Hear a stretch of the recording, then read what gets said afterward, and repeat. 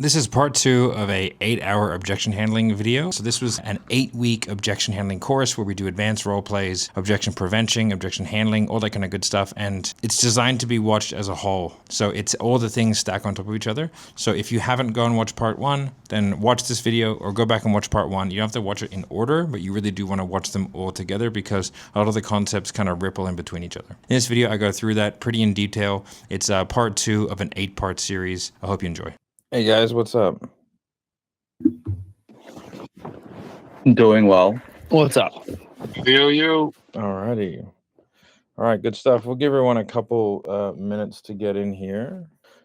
Okay, so session 3 today we're going to be covering just a bit of a recap and doing a couple questions. Then we're going to be going over the transition into the into like the more sort of fear-based realm, and sort of making that slide, and then going through like some of the initial loops that you can do.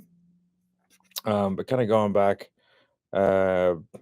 people's takeaway points from, I guess, our first couple sessions going over money and partner. Has anyone got any kind of takeaway points, things that they've tried, things that have maybe worked, or things that they've seen over the last sort of week in trying to implement some of this stuff? Just feel free to go for it. My takeaway was when you're given objection, just focus on, obviously after tackling money, even if they say other objections, just focus on addressing money, getting it solved, and then moving on. Even if they give other things, at times you might want to even acknowledge it, but solve one objection at a time. So that was my takeaway. I have been implementing that. It has been, so I only watched that replay a couple of days ago. So I haven't had as many calls yet to give like a full answer, but it has been at least a lot more easier for me to keep track of without losing control when it comes to objection handling. Okay, awesome. Alrighty. Anybody else got anything? Good, bad, or otherwise? I got one weird thing, which I think this might be sort of my issue, which is regarding handling money immediately. One thing I notice I lack and I can't really do recently is getting the person to talk about money. They just get very uncomfortable talking about it, and I just can't get them to open up. Could be tonality, could be something else. Not exactly sure what it could be. Okay. Give me an example. Like they're not willing to discuss. Let's just say I go on lines of money aside, how do you feel whether the plan goes well with you? And then they give me the reasons, and then I'll say, okay. So then go talk about money and say, is this the upfront amount you're not really done by? Could we split this up for you? Would that make it more digestible? And they just don't want to talk about it, essentially. They're just like, no. I mean, yeah, the money's fine. But then they divert into something else completely and go into all these different areas.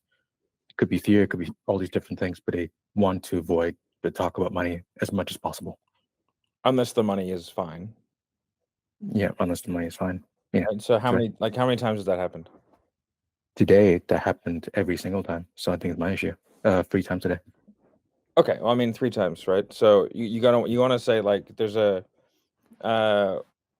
so when you're problem solving sales or anything in general, you have to understand how like there's a particular way of the reason why. Okay, I'm gonna try and explain this in the simplest way possible.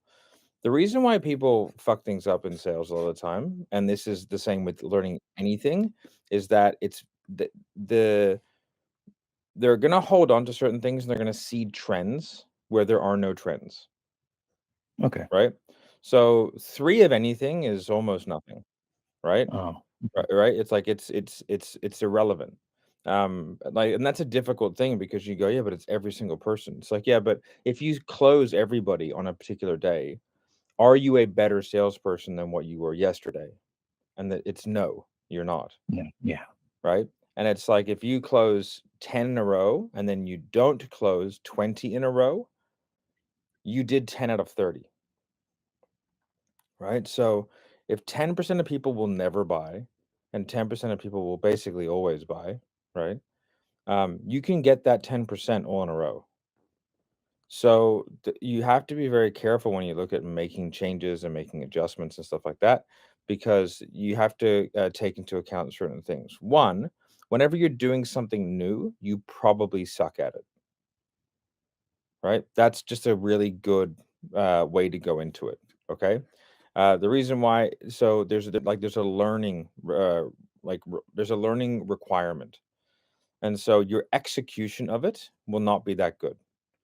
When your execution is not that good, it creates issues that aren't issues. Right? So this is why you have to give things. That's why they say time takes time, and go and sleep on it and stuff like that. So what you want to do is you want to be very careful how you implement things. I only like implementing things after I've had a good chance to practice them, right? And then you want to take larger. You want to make one change at a time, and then you want to take larger sample sizes, right? Because you need to get through enough people with enough consistency of execution to be able to actually derive some information from it. Okay. So now, but if they're saying money aside, you feel like this is the answer.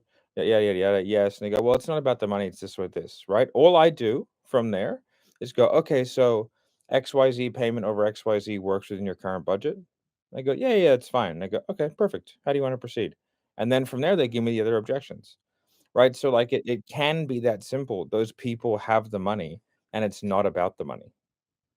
Right? They're saying things like check finances and all this kind of stuff because it's kind of a great throwaway line to then and then so you do it, get the agreement, and then from there you move forward to the next. Does that make sense? Like No, that's someone yeah, who potentially, like, money isn't the issue, but they're just saying things as a part of a greater, as a part of a greater thing. Now, when I say you default to money, right? If someone gives me a straight partner objection, I will handle the straight partner objection. Right? But if there's money mixed in, then I'll handle it. Or if it's just like a barrage of 30 different things, I'm just defaulting to money. okay. If they give me a distinct, I need to speak to my business partner, I'm not going to go money aside. Do you feel like this is the answer? Right? I'm going to say, okay, and I'm going to handle partner. Right? Knowing that I might have to go back to money, but I might not because it might not be a money issue. Okay. Okay? Yeah, that makes sense. Sweet as. Cheers, man. All right, Thanks. perfect. All right, Ramon. Hey Matt, I have a question. In when you're like objection handling money, if you say like, "Hey, money aside," and you do that stuff, then you can do. It's more like the upfront amount, or it's like you're a little bit nervous about moving forward. What do you think about that question? I don't like it at all. Why don't you like it? Because it's inviting a distraction that is difficult in its execution to overcome. So you're going like, or are you a little bit nervous? They might be a little bit nervous. They might need to break it up. So what you're doing is you're inviting complexity. You are going to have to deal with that at some stage anyway, and it's completely normal and fair enough to be a little bit nervous when you're making a purchase, especially like a significant one. But the whole point of objection handling, at least the way that I do it, is to segment and simplify. Right? I unfortunately do not have the brain space and the power to deal with like a ton of objections at once. So what I do is I hyper focus on one at a time, and I try and keep the conversation nice and tight.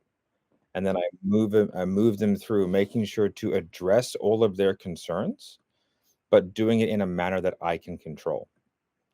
So if I go, is it the money, or are you a little bit nervous? Then it's very easy for that to then spin off into a fear-based conversation, which we're going to talk about today. But but then without having the grounding of finishing the money. Does that make sense? Yeah, that makes sense. Thanks. All right, perfect. Like the whole point is like objection handling is difficult if you allow it to be. Whereas what I really try to do, and again, it's like the way that I do things, it's not going to handle every objection. Like that's not the point, right? The point is to give yourself the best chance of handling the most objections. Right? So it's like it's the best way to handle most objections. there are individual unique circumstances and time and practice get you good at that stuff. However, you can handle more complex situations if you're good at segmenting them and simplifying them down, because it makes more complex into slightly less complex. Okay, sweet. I'm going to answer these Yeah. 3 questions. Yeah, okay. These 4 questions. Okay, I like how in Google Meet is so superior to Zoom, guys. I don't know if you know that. It is so superior. It even says who raised their hand in what order, right? How good's that? Zoom doesn't do that shit. Also, I can hit a translation button and you can speak whatever fucking language you want and I'll get the right one, right? In real time. Isn't that crazy? Okay. Let's go with Halbin, and then we're gonna go, we'll go in that order. Can you hear me fine? Yeah. Awesome. So 2 questions. So on YouTube, you posted a calendar for like these calls, and it's listed there as 5:30, like the ones that you have scheduled. Going forward, are those going to be the ones that we go off of, or are you just going to update us with the new link? No, that's a different session. Oh, okay. So And I guess that's Josh's session, right? Which is like the one that's always running. You know what I mean? But this is a different one. This is a totally different calendar. Gotcha. Yeah. So my next question is, I had a call recently where I threw in money aside. Do you feel like this would be the best fit for what we're trying to accomplish? And it wasn't the money that they didn't have the money. It was that the math wasn't mathing to them. So lead generation services for car dealerships. And they were pretty much saying, well, look, I mean, even if, we charge $2,500 for our most basic package service fee plus ad spend. So you're looking at an investment of at least $4,500 a month. He asked, what could I guarantee? And obviously, results aren't guaranteed, but I said, hey, based off of that ad spend, I've seen anywhere between like 3 to 6 extra sales. And it just kind of went on this loophole of like, well, but that's not enough because look, I have to pay my salespeople, I have to do X, Y, Z. Sometimes the deal doesn't make sense. If he's correct, does that make sense? I'm sorry? If he's correct in his assessment, does it make sense for that guy to sign up? Well, but he wasn't. So he's making $3,000 to $4,000 a sale, and he's looking at another 4 or 5. Objection handling doesn't work if the sales call, right, does not build the gap, drive the urgency, and drive the need, right? Like that. That being like that's not objection handling. That's like basically arguing. You know what I mean? Makes sense. Like they need to want it and need it, right? Like as in like I don't mean need it as in like, oh, you really need to lose weight, as in like a inbuilt like I need it, right? I need it. I want it now. That's the sales call, right? And then the presentation ties up the value and the value proposition, right? And the ROI or whatever. And then from there, objection handling is overcoming concerns, right? So and so that happened right at the end. Yeah, I know that, right? But it's sort of like, you can get slapped at the end of the day. It probably wasn't the very last thing you did. It was probably a multitude of things that happened throughout the call. So I'm saying like that's not all issues can be handled by our objection handling. Like not all objections that come up are things that like you need to go, oh, like that's a lack of urgency. That's a lack of ROI. That's a sales call issue. Right? Like, oh, well, that just doesn't make any sense. Maybe it doesn't, right? And it's like, oh, fuck it, whatever. Like, is what it is. You know what I mean? And then from there, but like that should have come up way, way, way, way earlier.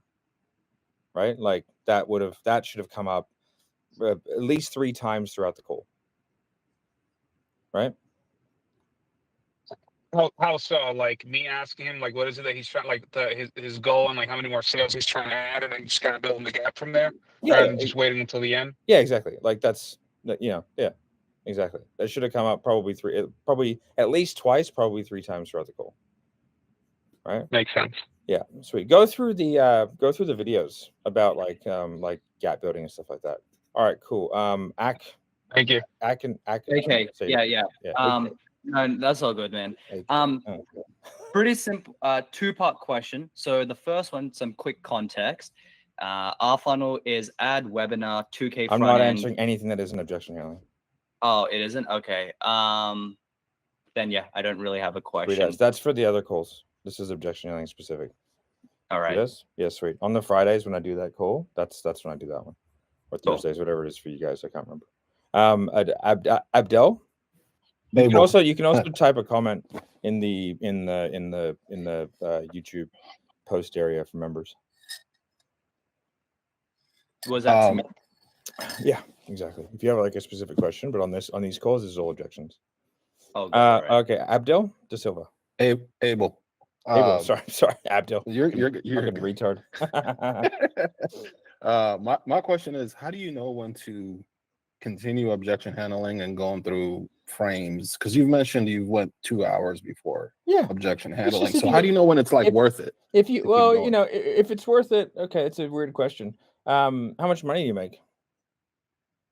I'd say 15, 18 a month. Sweet, then it's probably worth it.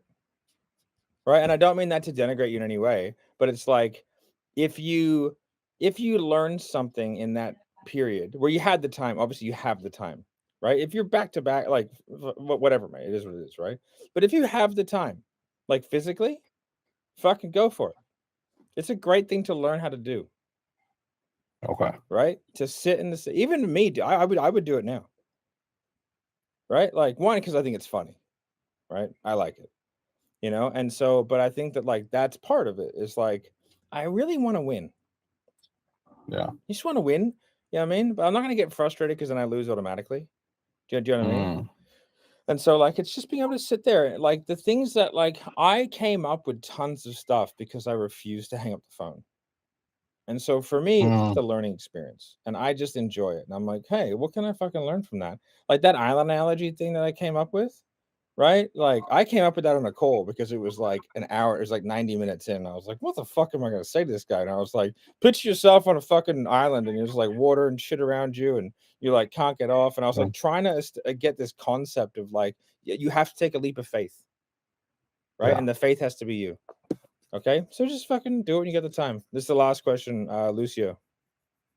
Don't make it a 9-parter, motherfucker. I know how you work. No. Simple. No, chill. Yeah, so I've been getting a lot of when I ask them like, hey, so but money aside, do you think that this would actually help you? And they come with, I don't know, I haven't been through the program yet. And it's like, yeah. Okay. What do you feel that what we spoke about? What do you feel like from everything that we put together for you? Do you feel like that, the accountability, and you just go through and you clarify it? So the problem is the way that you're asking it, like, is vague. Okay, so in not here, but in that instance. Okay, so when you when you guys have to understand what one thing, like word choice matters immensely. Okay. And vague answers are from vague questions. So being specific in your timing, your pacing, and everything like that is really important. So if I go like, no, Lucio, this is for you. No, Lucio, this is for you. No, Lucio, this is for you. No, it kills me how you say my name. Sorry, how do you say it? Like Lucio? Lucio. Like right. Sí in Spanish. Sí. Yeah. Okay. Sí, claro. Okay. Dale, let's go.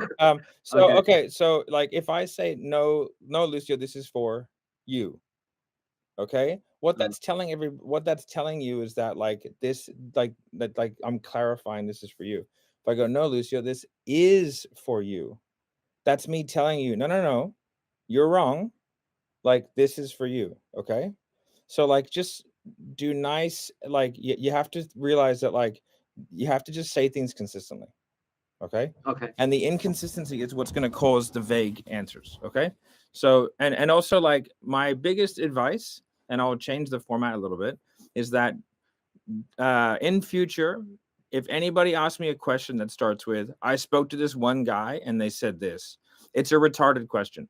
Your question wasn't retarded because it's due to like multiple people, Lucio. Okay, but it's a stupid question because I could give out $100 to people, and one person will go like, "Why isn't it 200?" Right? Because they're fucking idiots. So like you have to take into account the fucking idiot factor. There's like you have to do things a lot, and again, you're gonna suck at it. So like there's unless you can come to me and say I'm doing this consistently with this exact tonality, and like I've done it 45 times, and this is the average responses, right? Then it's like then we can go okay, do this, okay. But like you don't want to get into like if this then that, if this then that scenarios. What you want to understand is concepts, and then from there you can move forward with that.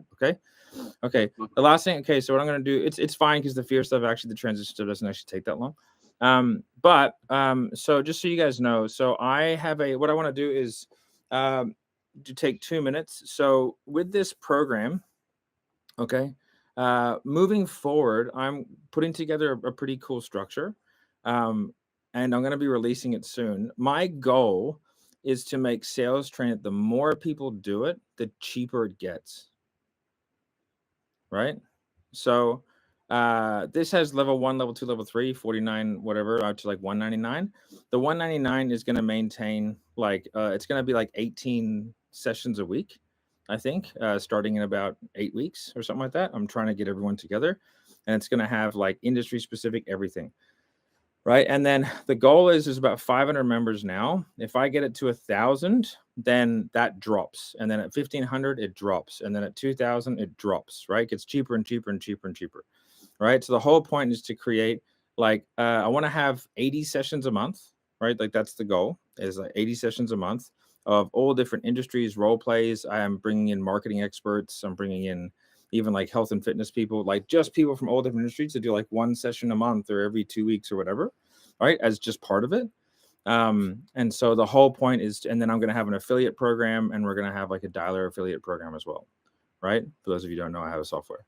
Okay. So that's the goal. And I'm going to try and like make this thing into 2,000 to 3,000 people, right? But like get it down to where it's like 80 sessions a month for less than $100 a month.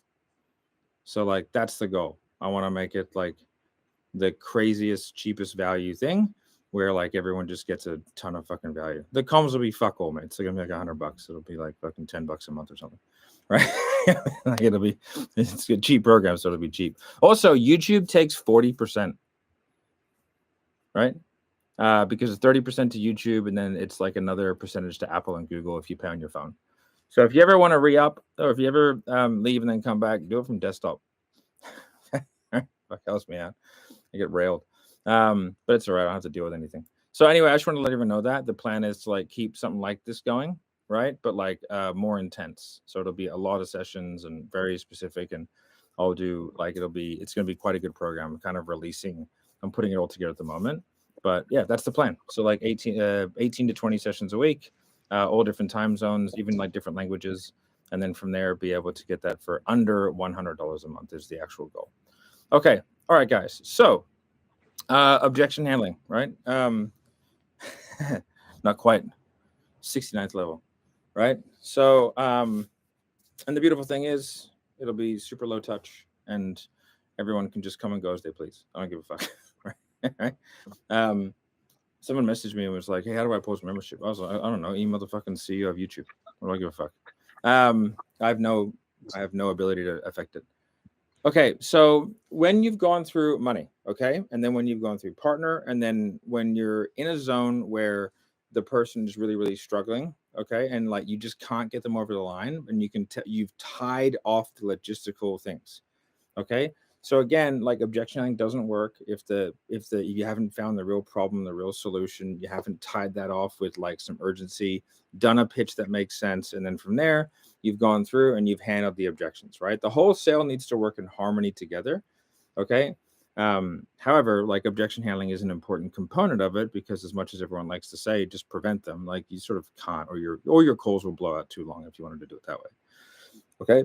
So and then you transition into fear, okay? A lot of the time, like I want to be clear, fear-based objections are far less common than what you think they are, okay? Most of the time, It is just a concern of like, they're just not sure if the money makes sense, if like they can put the time into doing it, or if they're actually like, well, I've done a few things like this in the past. Like, I wonder if I'm actually going to do it this time. People would say that's a big fear. It's just a genuine concern. Okay. People are not terrified, shaking and quivering like small babies at the thought of buying programs and spending money. Okay. It's just not the case. And these fear bad mindset stuff, or like when people pull offers, if you pull offers, fucking leave the chat. That's the stupidest thing I've ever heard. Right. So people who do that kind of like mechanism for sales reps, because saying to yourself, oh, they had a bad mindset, is a really great way to absolve yourself of all responsibility of just being better. Okay. On the other side of that, some people just aren't going to buy and it doesn't make sense for them, and that's okay. All right. You have to realize that it's totally fine if people don't buy. I know that you want them to buy, but if you're trying to sell everybody, it's gonna come off as gross and thirsty. That doesn't mean you don't do the same process for everybody and do the sales process and do all the things to do it. But you have to realize that it's just not going to happen. If perfection of sales was a 70% close rate, like if you did everything perfectly every single time and you could achieve 70%, that still leaves 3 out of that, no matter how perfectly you do it, they will not buy.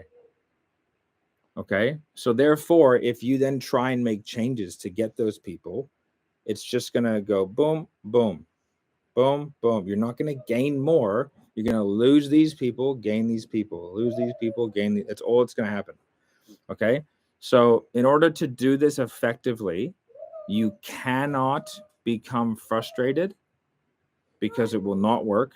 You cannot think that they're idiots for not buying, right? You don't have that right, because you're looking at their life and their decision making through a keyhole, okay, of like 45 minutes to an hour, right? And you don't have all the information, and potentially you missed a whole bunch of stuff because you didn't probe and clarify and talk about the right things. Perfect example, I used to do a lot of fitness sales on the phone, right, where I wasn't in person or on Zoom, and the person would like say, I want to lose 15 pounds or whatever, and I would anchor everything to 15 pounds, and they wouldn't buy.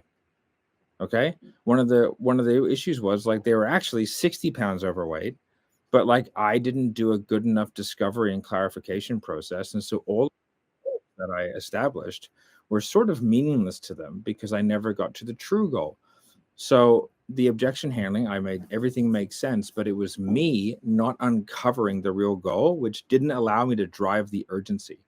And there's a tremendous amount of vulnerability involved in telling someone your goal, right? That is a handshake, right? In order to shake someone's hand, you have to put your hand out and then you have to shake it. Okay. You can't force that.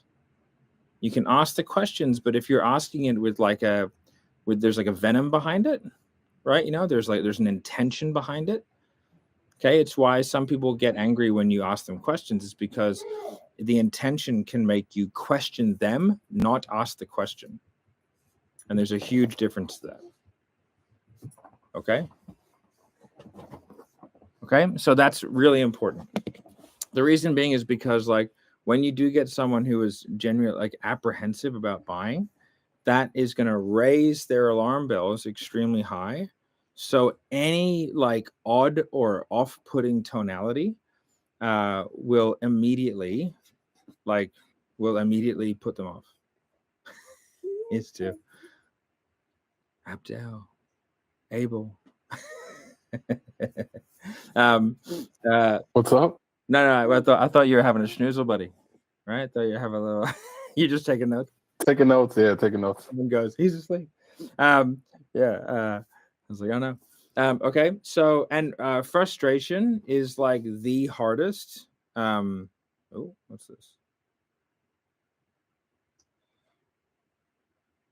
Oh yeah. Frustration is one of the hardest things to hide.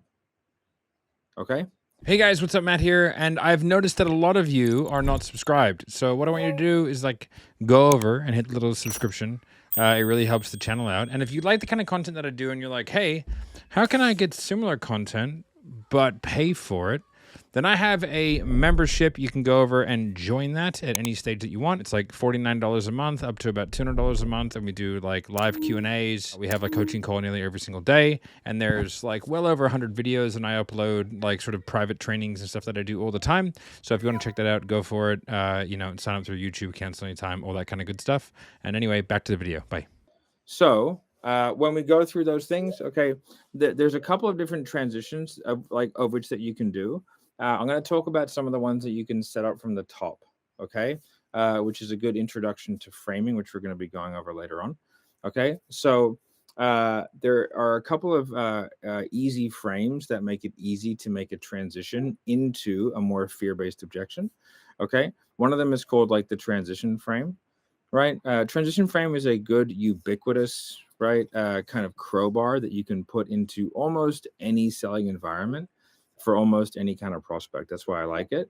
And so what you do is you come up with your client avatar, okay, and you figure out like where are they at now and where do they need to be.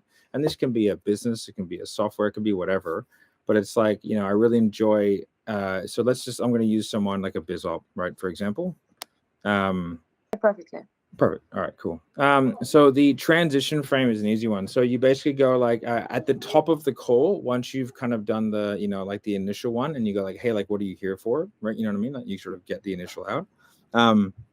Then from there, that avatar, let's just say it's someone who's looking to leave their 9 to 5 and then like start their own thing. Okay. So you can go, I really enjoy working with people who are making the transition from, you know, having that sort of, you know, 9 to 5 employee into that kind of business owner. Right? Because that transition, there's like risk taking, there's a different mindset, there's a whole bunch of things that really have to happen in order for that to really be successful. Okay. And I like people who are making that transition. Then you can anchor that the whole way through. And then when someone goes like, you know, you've handled the objections, like, oh, I just really need to go away and think about it. Then the easy one is, well, that makes sense based off where you are in your transition. Okay. But the problem is if you're always thinking and acting as if you're on this side of the bridge, how do you get to the other side?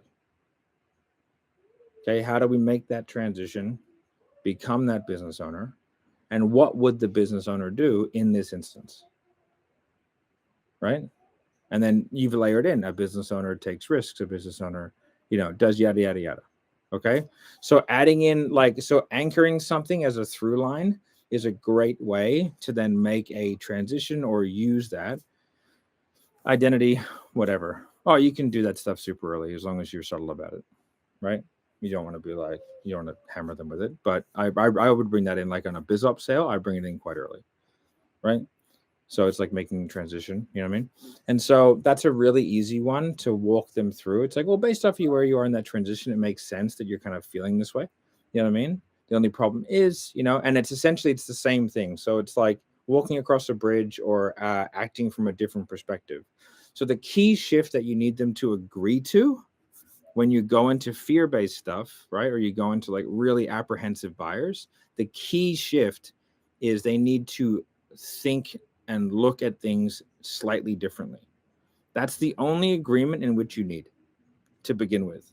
Because what we're going to do is we're going to remove the buying and we're going to input small steps, right, that lead towards making a decision to purchase.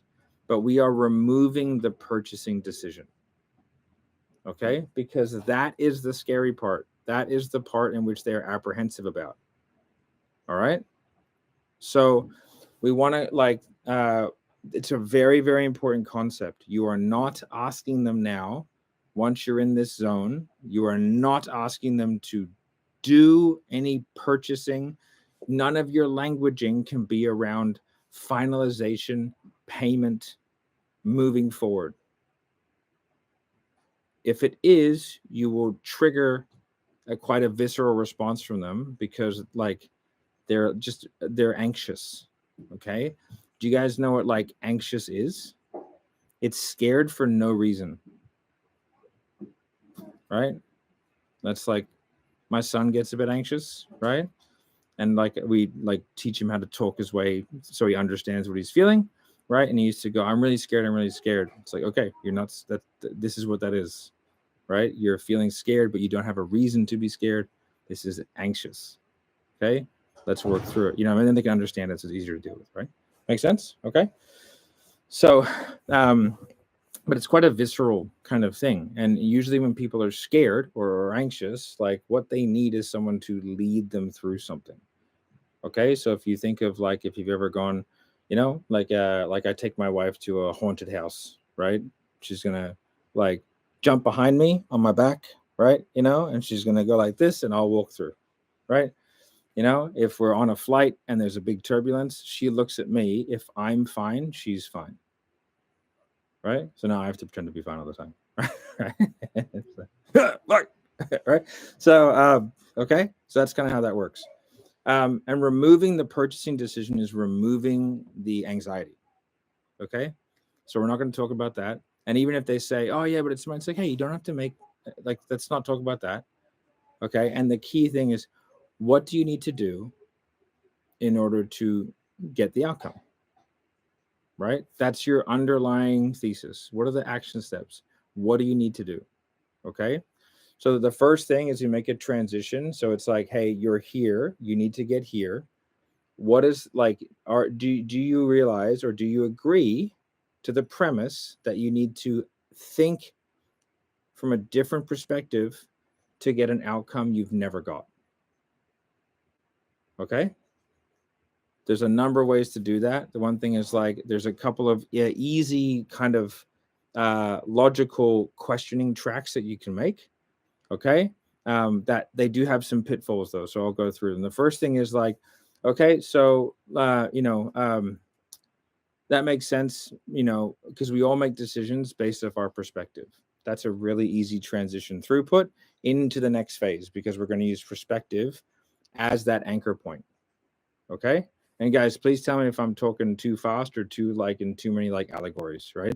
It is a little bit conceptual. So like you have to understand the concept of what you're trying to do. The execution of it is less important than the concept because the execution will just take a little bit of time.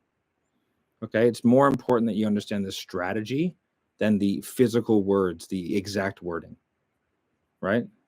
Learning the wording is like, it's whatever. It's not really how you learn to do it on the fly. Right. Okay. So we're going to make that transition, get them into that mode. Okay. Because they have to agree on that. So yeah, that makes sense. Like, because we all make decisions based off our perspective. Right. And it's a difficult one to say no to. Right. Because we do, obviously, and so they're going to go, yep. And so from there, we're going to go, okay, the only problem is if we want to kind of get somewhere we've never been, so sometimes we have to look at things in a different way, right? Yeah. Okay. So now we're there. So then I would ask, if you want a really clear and logical series of questions, it's, well, let me ask you a question. Are you happy with the results that you've gotten in XYZ, the exact thing that they're trying to fix? Like, are you happy with the weight loss? Are you happy with the business growth, right? Are you happy with how much the business has grown over the last, say, 12 months? And they're going to say no, right? Because that's been established in the call, right? Or I would ask a different question. Okay, whatever's been established is like a key gap and problem. And they go, well, no. It's like, okay, well, why not? For this reason. Okay, and that decision-making process that caused you to be exactly where you are today and not be happy with the results and is causing you to feel like you are right now, how much longer do you want to allow that decision-making process to dictate your life and your results moving forward? Now, I use decision-making process very specifically. If you use mindset, it will not work. Okay? I've tried it. It works sometimes and it fucking doesn't work other times. It feels like a very loaded question. Whereas decision-making process, it's not as loaded with like marketing. Okay? Like mindset coaches. No one's a decision-making coach. You know what I mean? Right? And so then from there, it's like, well, No, I don't use the island very much anymore. I mean, I'll go through it and I'll teach it, but it's a long-winded. So then from there, so we get that buy-in. So we're going to get the buy-in on like, you need to look at things differently. That's step one, buy-in. They have to agree to that, right? So you have to word that in a way where they're going to agree to it, right? Then from there, it's like, are you happy with the results? No. Sweet as. And the decision-making process that's got you those results. Okay, so we're linking that back. How much longer do you want to allow that to affect you moving forward or affect your life and your business? Well, I don't want to do that. Okay, but how much longer? And that's where you want to get a time frame. How much longer? Because what we're going to do is we're going to systematically reduce that time frame. Okay, so I just need a time frame. They go, what? And they might not even say. You might go, what are you going to allow it for? Like 2 weeks, 2 months, 2 years? Like, what is it? And we go, oh, not that much longer. Okay, but like, how much longer? Okay, and then from there, it's, well, what do you need to do to put yourself in the best position to be able to achieve X? Okay. And this is the great way where you can throw out any need for talking about guarantees. Right? Because they might go, well, what do you guarantee or whatever? You go, I guarantee that you'll die and that you'll pay tax, and that when you die, you'll pay more tax. Like, there's no guarantees in life. Anyone who tells you a guarantee, there'll be so many stipulations and fine prints around it that I just think that's disingenuous. All we can do is do the things that put us in a position to be able to achieve. I can do everything perfectly and then line up on the 100-meter line and Usain Bolt's to my left, and I'm going to lose. But I did everything perfectly, and I'm still going to lose. But I gave it a fucking good hot crack. And to me, I'd rather try than do nothing. Right? But what do you need to do to put yourself in the best position to be able to achieve X? Okay? And then that is your start and end statement for all of these little loops, because what they're going to do is they're going to fluff around. They're going to give you all kinds of things. And what you want to do is you want to get them to, like, we want a tangible action step. Well, I really need to get more. I really need to figure out a lead generation system, more leads, right? That's where it's going to go. It's going to go whatever you were talking about. I really need to figure out how to lose this weight. It's like, okay, well, like, do you feel like what we've put together would help you with that? Oh, yeah. Why is that? Well, for this reason. Okay, so how much longer do you want to put off making a decision to do something that you know will get you in a better position to be able to achieve your goal? Well, not much longer. Not much longer? Okay, and then it's like, okay, and then go through that, it's conversation, and then it's either going to end with like, yes, I'm ready to go, and then you do it, or they keep coming up with shit and you go, okay, but what are the tangible action steps that you need to take to make sure you're in the best possible position to be able to achieve XYZ? Okay, so see how that's way more definitive than the first time. It's way easier to put yourself in the best position to be able to achieve X. What do you need to do? You, so I'm emphasizing you. What do you need to do? Okay, putting the ownership on them, right? By doing that, to make sure that you're in the best possible position to be able to achieve your outcome of X. Okay, super definitive, right? And it's putting the ownership on them as the person who has to take the responsibility to go then. Okay, and then it's like, oh, well, this, and this, right? And they can keep going through things and they can keep saying time, you know what I mean? And it's like, hey, it's going to be a week. Okay, so what's going to be different next week than what was this week? Right? And again, it's just sort of like there's a concept there and there's some execution things, you know what I mean, that are going to be a little bit, funny. But essentially, you want to break it down into like, what are a series of tangible action steps, right? And then from there, you put timeframes, because if something makes sense to do, then something makes sense to do, right? And so like, there's no point putting it off if they've already been putting it off, right? Which is why you have to drive urgency and stuff like that. So things have to layer, okay? And there's obviously 10,000 possibilities, right? The goal is to reduce them down to core concepts, right? Like they can say an infinite Are you gonna number eat any of more of this? variables, right? They can say like an infinite number of variables, okay? So it's like, and then it's like, okay, so how much longer? What'll be different then? Like, why not just put it off till next year, right? Next week, next month, next year. Like, what's the difference? You've waited this many years. What's the difference, right? Like, just put it off, right? And whenever they give me a positive, I'm going to ask them why, right? And then from there, if they ever go like, no, I really do need to do it, which you'll get a lot, you can go, well, you don't really, do you? Right? You don't need to do it. No, I really do. Yeah, but now though? No, yeah, but now, right? So again, by pushing back, they'll kind of push back on you, and then you can get them to kind of do what you want, right?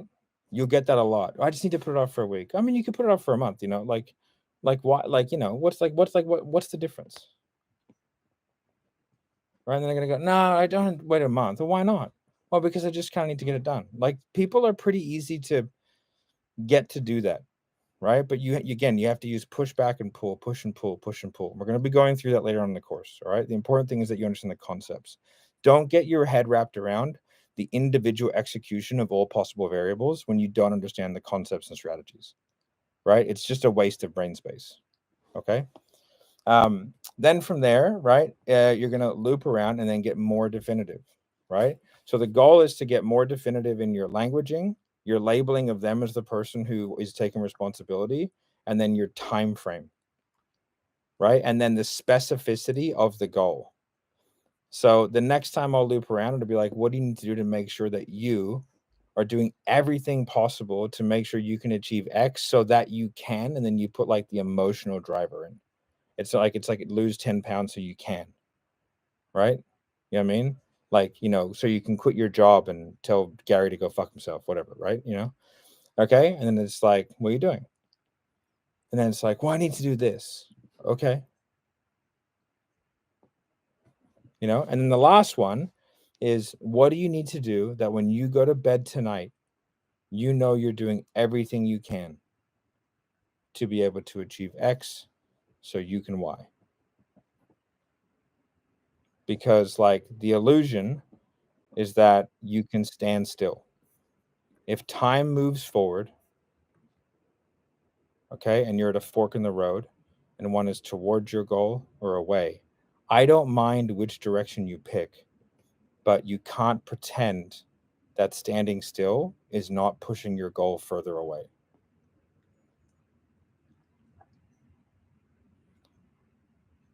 So what is it? You know what I mean? And then it's like, are you going to go towards or away? And they can make the choice. And if they go, I'm just not ready to do this after like fucking all that stuff, you go, okay.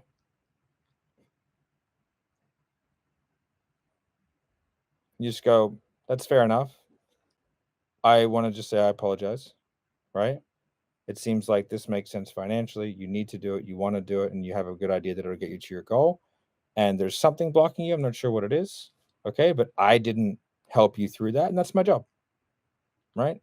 So, like, from here, I'd love to reach out to you, later on, just to see, like, if you've been able to do this, but and I'll use this as a learning experience because, like, I would love to be able to help you through this, but for whatever reason, I just can't, and that's fine. You know what I mean? But what would be a good time frame to reach back out to see if anything's changed to where you're ready to start doing something about this? Right? And you'd be like shocked it goes pretty well. You know what I mean? And then they like you're not gonna sign them then, like obviously. Right? But then from there they're gonna like sometimes like, no, it's not you. Like it's just I have to, I'm just like I just can't they'll like whatever. You're like, no, it's fine, don't worry about it. Like, hey, it's not you. Like it's not your job to get yourself over these humps. Like this is what we do. You know what I mean? So like it's fine. Hey, it's not you, it's fine.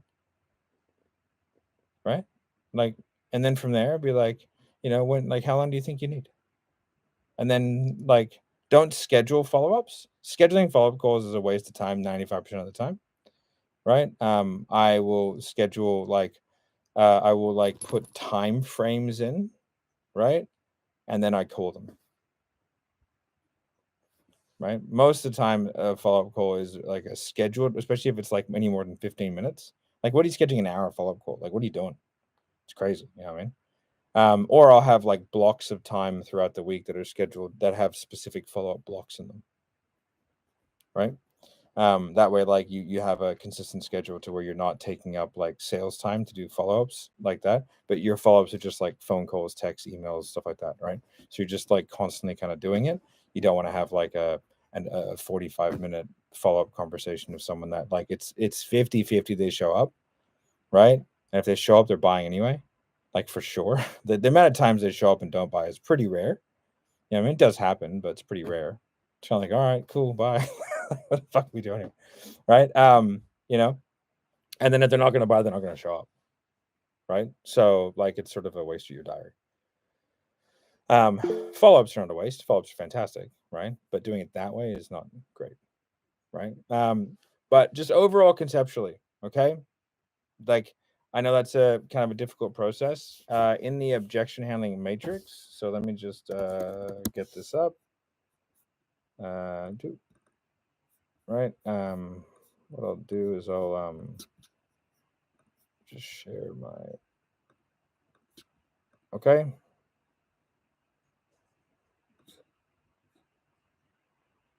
Can you guys see that? Okay. Okay, so in Jesus. All right. Where are we? So in this objection handling matrix, okay. So here we've got the hierarchy. All right. If you guys click this links, it'll go straight to the videos. Okay. On exactly how to do it, right? And then from there, you've got like exactly kind of how each one works. And then you've got the flow chart, right, of identifying, right, the stuff that we talked about like the other day, right, all the reframes. Okay. And then we've got, I'll go through to the fear-based, right? So you've got reframe 1, you got a longer one, reframe 2, and then reframe 3, right? Which is that one, make decisions of our choices. So it kind of goes through it step by step. Okay. Makes sense. Now this has been posted a few times, right? But I will see if I can put it in the chat. I don't know that I'll be able to, but I'll try. If not, I'll post it up like basically right now. Can I? Nope, I can't. Okay, cool. I'll post it up right now. All right, cool.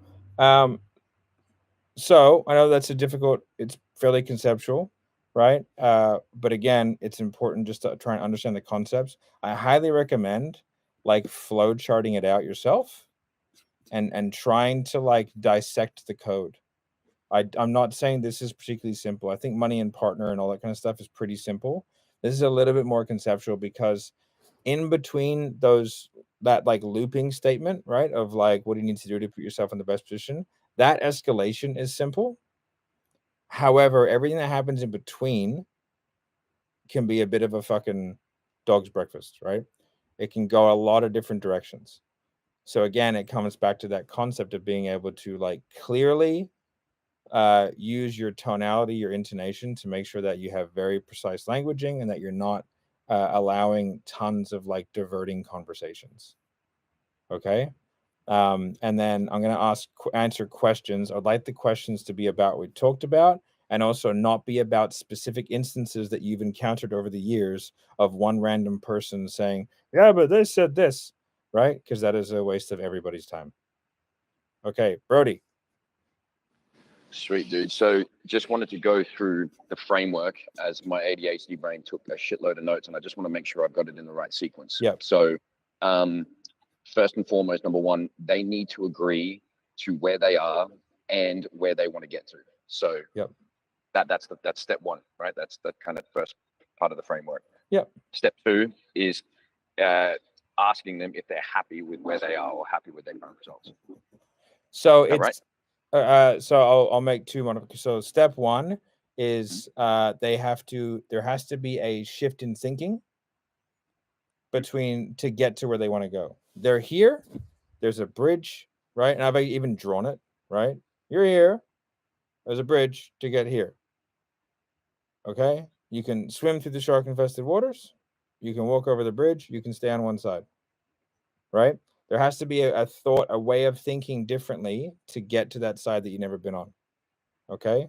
You know what I mean? Because the guy over here can see things that you can't see. Okay? So there's a shift in thinking that has to happen. That's step one. Not just that there is a gap. The gap has already been built throughout the sales call. The second thing is that establishing that shift in thinking is required because the decision-making process and the way they've been thinking up until now has got them in a position they're ultimately unhappy with, right? So what does Einstein say? If definition of insanity, doing the same thing over and over again, expecting a different outcome. Does that make sense? Yep. And then challenging their current decision-making process. So are you totally happy with the current decision-making process you've been using that's resulted in you getting this big, or yeah, where you are? So it's like are you happy with the results that you've gotten in your health and fitness, right? They go, well, no. And you go, all right, cool. So the decision-making process that's caused you to, one, be ultimately unhappy with the results that you're getting right now, but two, in a position where you've failed, right? How much longer do you want to allow that decision-making process to dictate your life, your health, and your results moving forward? So that's where you're asking them the time frame, you're challenging, you're pushing it back on them. Yeah, it's like, how much longer, man? Hey, you can do this forever until you can't, right? How much longer do you want to allow this decision-making process that's causing you to have this exact thought process right now? Oh, I'm not ready for it. Right? How much longer you want to allow to actually affect you? Not much longer. Okay, but how long? 2 weeks, 2 months, 2 years? What is it? And they're probably not going to answer that question. And that's when you're going to slide straight into the first of your loop, right? Okay, so what do you feel like you need to do in order to put yourself in the best position to be able to actually lose the weight?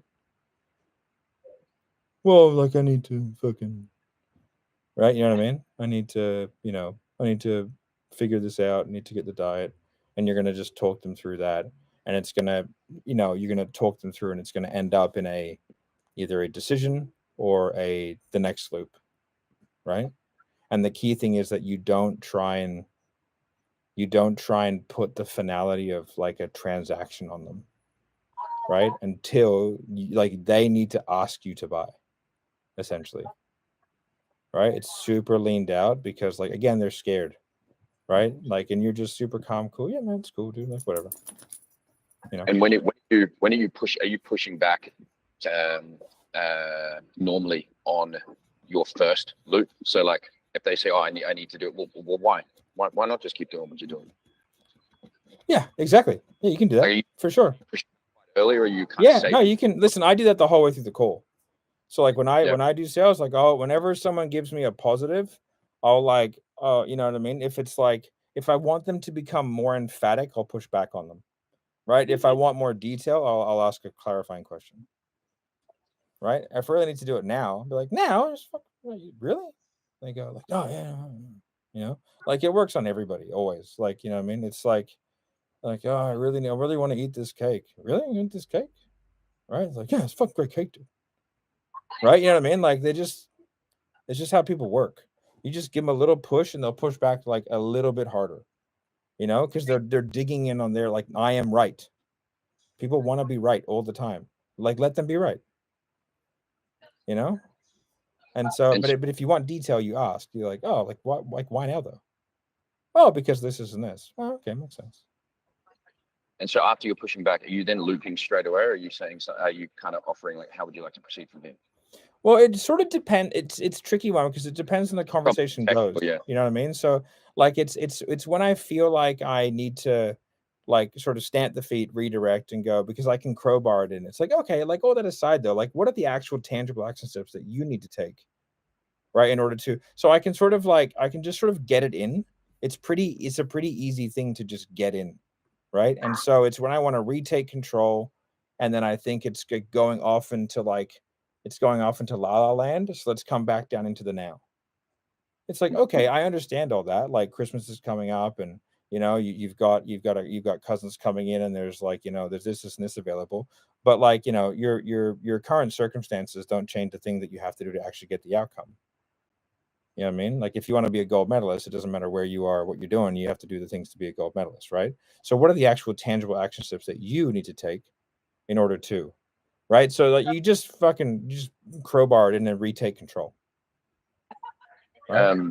Is there any other steps, or is that kind of the framework? Well, it's just a constant, like you can escalate to the point where you're like, you, the business owner, the father, the leader, the person who's ultimately responsible if your kids have fucking food, like what do you need to do to when you go to bed tonight, that, right? Like you can go pretty hardcore with it. You just don't want to escalate to that too quickly, because like, it's sort of like, man, you got to like lube it up a bit, mate. Like it's a little bit rough, right? So you want to kind of just do small series of escalations, you know what I mean, to do that.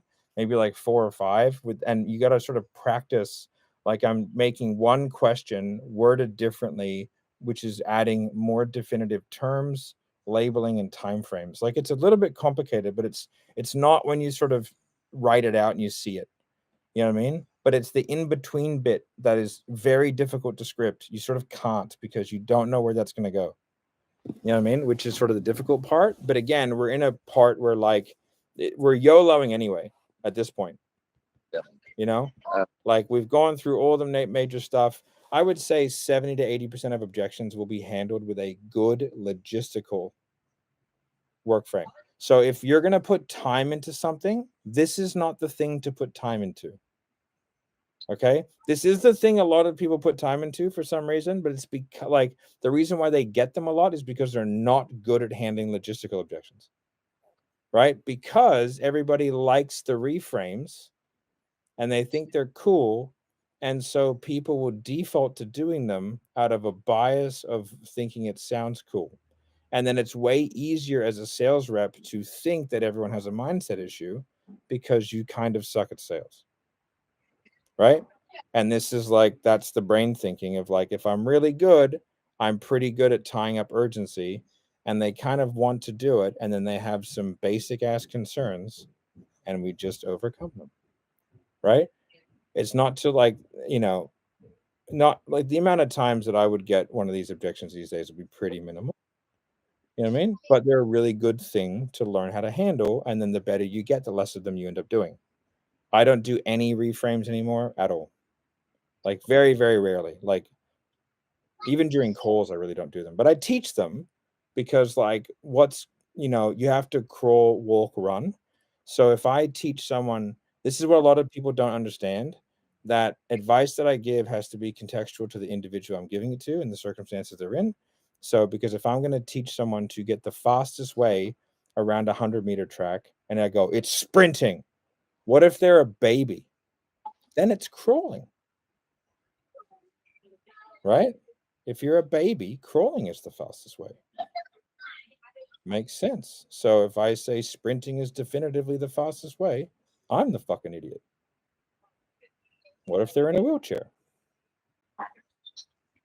And I go, you have to fucking sprint. It's the only way. It's like, well, maybe not. What if I have a car? Anyway, so like, like what's correct for you might not be correct for me. You know what I mean? It's all sort of, there is no wrong. It's just whatever works. All right, Sveta. Yeah. Sorry, Rory. Oh, sorry. You have I run a fitness coaching company, and I'm just curious, is there any assets that you have on YouTube? And I've watched most of your stuff, but for objection handling in a fitness-based offer, in any of, whether it's logistical or fear or just. To be honest, man, most of it was born in fitness. So like just. Well, I used to work for James Kent when you were teaching Laura and James back in the day. So that's how I first. Yeah, sweet. So I'll see. I probably got this stuff from James actually. I'll see if I'll see if I still got it and I'll post it up. But most of the stuff that I've got, it was made from doing fitness sales for 8 years. Right. So like it's the sort of underlying, because it's so like vast in what you get. Like it's one of the more difficult types of selling. And most of the top reps that I know all came from fitness. And now they can sell whatever, because like it's a very difficult form of selling. And between Josh and Yash, who I should role play with for fitness, is there anyone who's a bit of a goat? At fitness, Josh. Josh cool. Is fucking bro. I've been training that dude for 2 years. He is fucking good. Like, Okay. good. 60% plus close rate, like fucking savage. He's fantastic, right? Thank you, bro. All right, Sveta. Yeah, I probably got a weird question, but I know somebody brought up island analogy or reframe, whatever you call it. And I know that in a lot of content that you had posted before, you were bringing it up. And I was actually struggling to apply it. That transition framework that you were sharing right now, is it replacing the island analogy? And like maybe you can explain.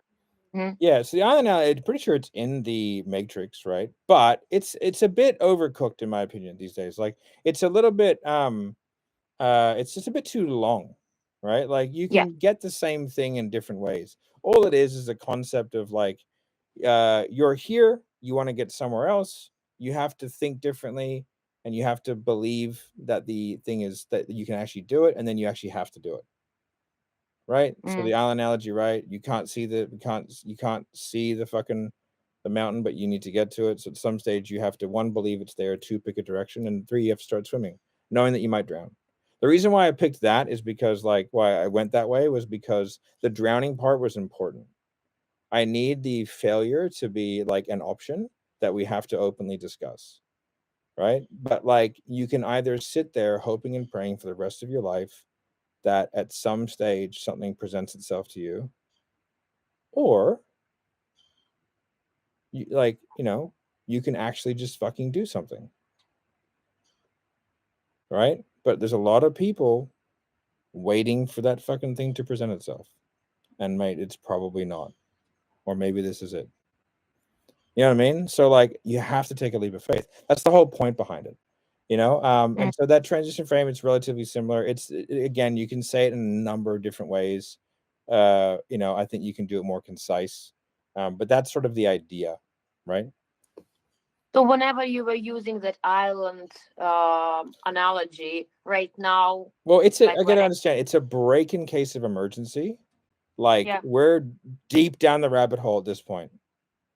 Okay. You know what I mean? Yeah. Like it's not a thing that I would want to do, or you know what I mean? It's like mate, we're going for a while now, and like I'm just pulling out fucking arrows like Hawkeye, trying to just figure out what opens the door. And it's just an arrow in the quiver. That's all it is.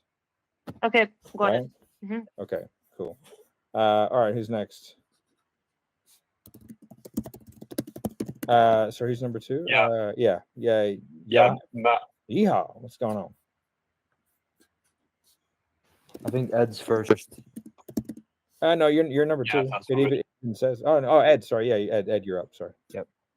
Yeah, all good, man. You mentioned the guarantee briefly there. We do like a unconditional guarantee service based. Would you still not bring that up at all? I mean, it's more of a business based question. Do you know what I mean? But like, I think guarantees are bullshit. Do you know what I mean? Like in general, like there's so many stipulations around them, and like selling based off a guarantee, I think puts a weird tinge on it. I think as like a fallback, if it's part of the business, fine. You know what I mean? If I'm a rep in your business, I wouldn't ever talk about it. Like as me personally, that's just a me thing, because I actually find it harder if that's kind of an underlying thesis that you're using at the beginning. I find it more difficult, right? Because like I feel like people, it's like selling and financing, right? I feel like you just sort of end up only getting the deal because of like, or maybe getting the deal, and if the financing doesn't go through, you know what I mean, and then they're not going to do it. It's like I want them to want it so bad. If they can't do it, they'll cry. So that's just a me thing. Okay, cool. And then just one more thing, if that's all right, with the how much longer question. Are we actually looking for a time frame on that? Like, do we push until we get a time frame, or are we basically just looking for them to say, I don't want to any longer? I mean, they're going to say something like that anyway. If they do say a time frame, right, then you can just say like, well, what's different then than now? And then kind of sweep straight into like what are the tangible action steps? It's sort of one of those things where if you get an answer that's really good for you, dive in on it. If you get an answer that's like meh, just fucking divert it. You know what I mean? Yeah. Okay. Cool. Yeah. And guys, we're 10 minutes over already, so I'm gonna answer these questions. But if there's 7-part questions about an individual instance, I'm just muting. All right. Yaha. Yeah, man. You can call me Nassim, by the way, if that's easier for you. Okay. Anyways, so my question was, and I know obviously, you have to buy how you sell, but I was curious, what's like the consequences for the prospect if they go and think about it for 24 hours? Like, what are the consequences for them? That decision-making process. It seems like an impossible question to answer because I don't know the person, but it's just more of the same, right? The chances are like conceptually, I think this is what you're asking. Okay. Conceptually, there is no difference between putting things off for a day or a week or a month or a year. Okay. Now, if we look at this logically, if I've consistently gotten fatter every single month for 12 months, what are the chances of me thinking my way out of that? If every single thought that I've had over the last year has caused me to gain weight consistently, there is a very small chance that I think my way out of that. I'm just going to rationalize and justify, which is what human beings are fantastic at. Right? I do this shit thing because, and it's fair enough because. Right? And like it's now isn't a good time. And I have a check-in and a savings, and it takes 3 business days to move money across. And like Christmas is coming up, and then like it's New Year's, and right? It's just the way it is, right? So, the logical conclusion is that they if something is worth doing, it's worth doing now. There's like if you have a diet and you're serious about it, why would you start it on Monday? Why wouldn't you start it instantaneously? I'm gonna start on Monday. Okay, what? So you're gonna eat like crazy for the next 5 days, gain 5 pounds that you can spend the first month trying to lose that? Stupid, right? We all do it though, just to be fair, right? Right. But that's Okay. sort of it. That makes Yeah. sense. Lucio. Yeah. How do you go about distressing the prospect after you do the price drop? If it gets really anxious about it, I know it's with non-buyer language, but could you give me an example? I don't think I can answer the question because I don't. I would be. It'd be weird if someone was distressed a lot, like as in if most of your prospects are distressed, there is something else going on, and I don't know how to like. It's an odd. Like distress is a very particular word, so I don't know if you're using that, but Stress. I don't know. Stress. Yeah, but it's like Like they haven't. I don't know why they'd be stressed.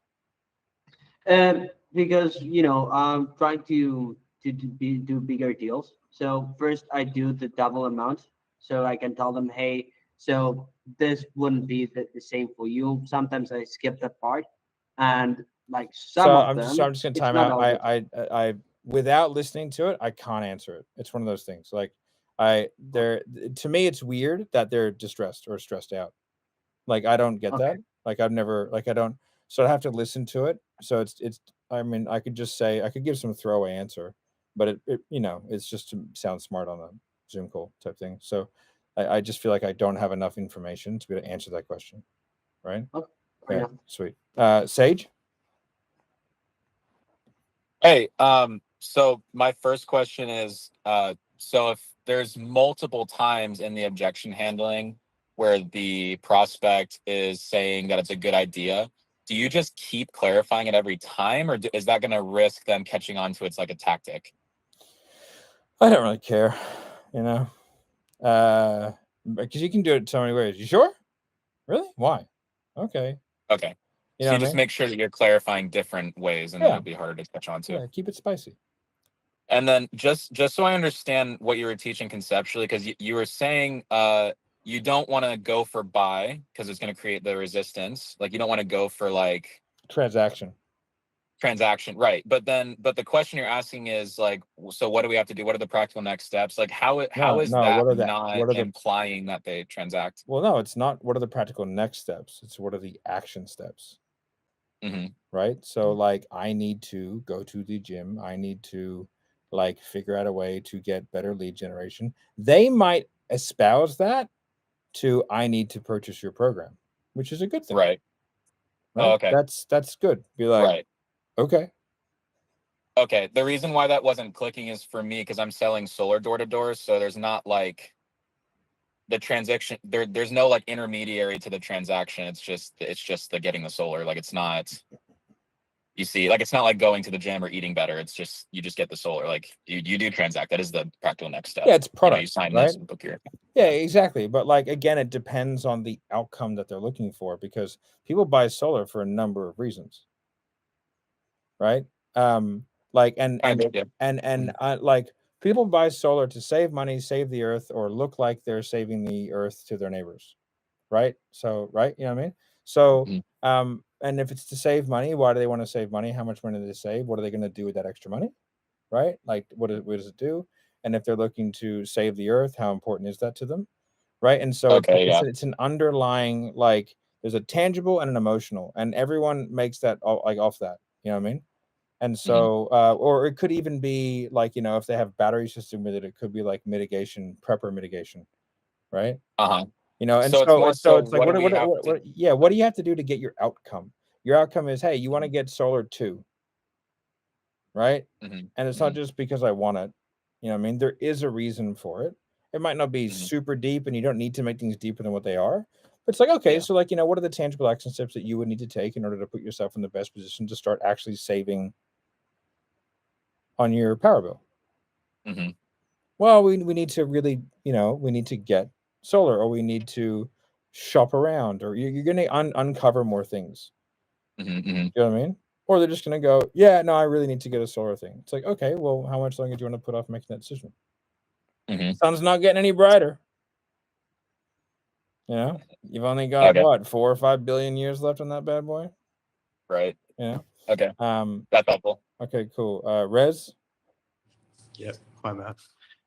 I just wanted to ask, like, how do you? I've noticed your style over other coaches, like how you get away with asking one-word questions without sounding like an interrogation. I want to know how you do that. Is it a specific way you ask, or like?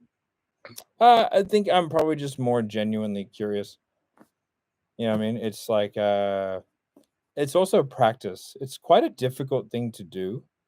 It makes selling very fast, and you like if the way that I sell is intentionally quick without talking fast, and it creates a very interesting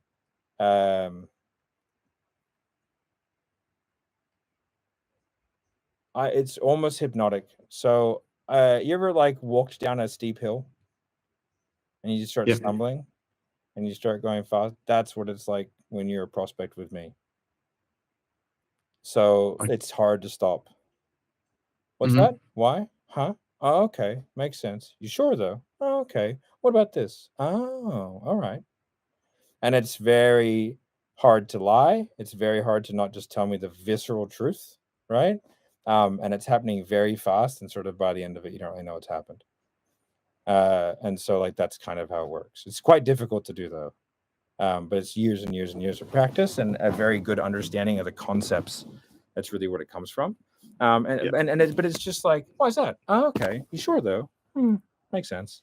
You know, and so it's not hard in terms of its execution, like those really short questions. And also I find people just use too many words.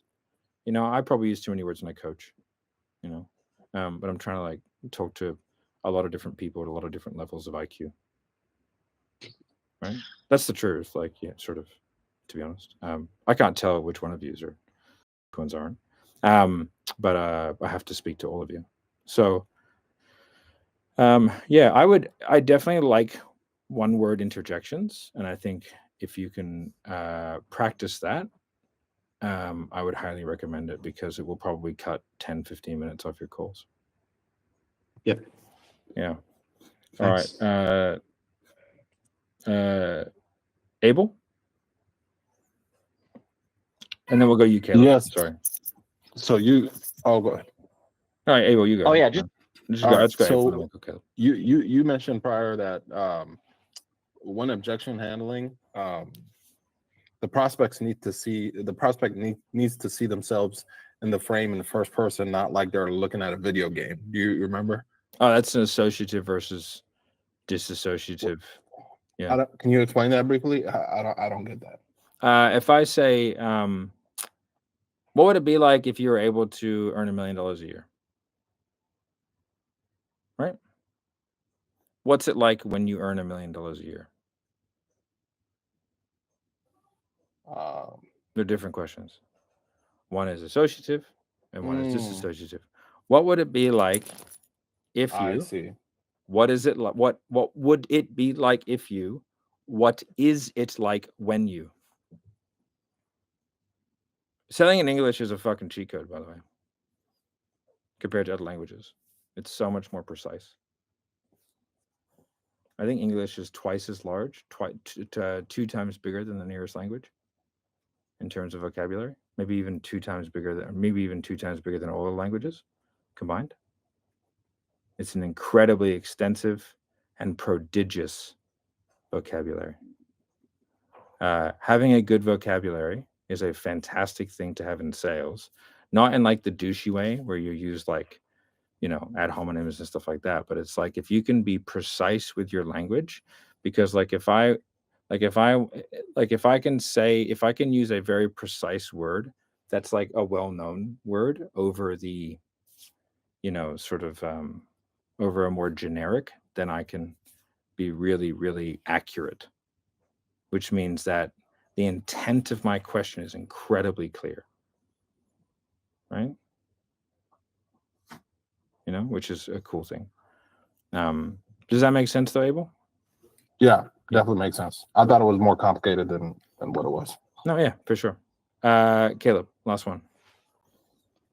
Yeah, I just want to be clear real quick. So if someone hits you with, I need to think about it, whatever, I need a day or two.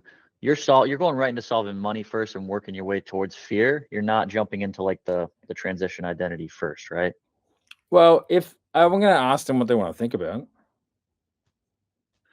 right? Okay, and then that'll kind of let you know which direction to go. What do you want to think about? Well, I should make sure the finances make sense. Okay, money aside, though, do you feel this will work? I see. Okay, so like I have to clarify that because it's like think about it. It's like I want to go sleep on it. It's not a fucking mattress, mate. Yeah. You know what I mean? Okay. What are you gonna sleep on, champ? Right? Yeah. I've said that. 100%. I love that line. Thank you. Not a mattress, buddy. What are you sleeping on? Right? Try and break the tension a little. All right, cool. All right, guys, I got to run because I went 23 minutes over. If you guys like this, I'd love you to post about it on your Facebook or your Instagram, whatever it is, and then go into that YouTube chat and let us know something that you got from today. But appreciate all of you. I'll see you soon. Alrighty, guys. How are we? Good. Okay. All right, guys. Today what we're going to be going over is role play. Okay. So we're going to be hearing more specifics. Okay. But I want to hear kind of people do it. So we've gone over just to recap. Session 1 was all about money. Session 2 is about partner. Session 3 was about making the transition into more of that fear-based kind of reframing. Session 4 was yesterday, which was great, which was Shane Hetherington going over follow-up processes, stuff like that. If you weren't there live, the recording is being rendered at the moment. So and then it will be uploaded because the stream is a bit but streams be streaming.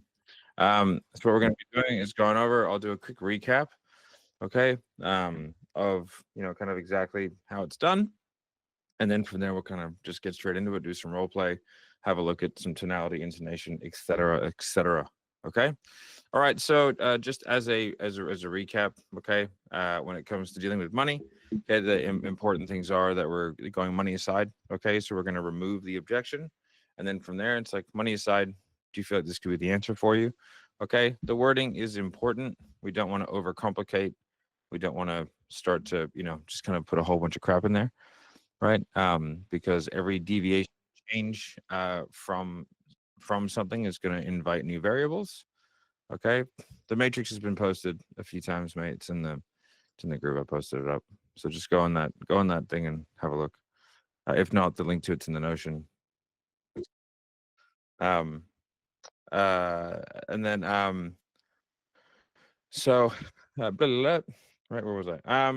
Yeah, so you want to remove it, you want to be nice and particular with your language, and you want to be able to replicate it the same way every time, especially for like your initial ways of doing it, right? Like the outbound should be done one way, you know, when you get a money injection, that very first like line, again, it should all be pretty much identical, because then you're going to get the most consistent possible way of doing it. Okay. So you go money aside, this could be the answer for you. They're going to say yes, right? If they don't, then you've got bigger issues. That's not objection handling at that point. That's just, you know, that's a lost cause. And then it's like, yes, well, do you mind telling me why? Okay. And then what we want to do is get them just to dig in, just get us a little bit of detail. And then, you know, is there anything that you think specifically is like the key to the castle for you? Something along those lines. We want them to get them to go back through the pitch in their mind and just re-solidify the fact that, yes, this is what I need. This is what I want. Okay. If you're vague about the question, okay, then they're going to give you vague answers. Okay. And that's why there's a difference in like, you know, do you feel like this could be the answer for you? That is a better question than like, do you feel like this would work? They sound similar. They're very different. Okay. One is like, yes. The other one is like, yes, depends. Okay. So you don't have to deal with that. All right. And then from there, try and go through and then, you know, get more detail. And then it's what are some ways you can come up with the funds to where you can, and then get the exact thing they said they just needed. The exact thing, right? Pretty simple, straightforward. And then we go through, you know, dropping payment plan price, whatever it may be. And then, you know, figure out like the logistical side. And then we go, how do you want to proceed? All right. So that's how we do the money. Okay. Pretty straightforward. The key is just do it concise and just don't wrap a whole bunch of unnecessary, useless words around it. That is just going to make things more complex than what it needs to be.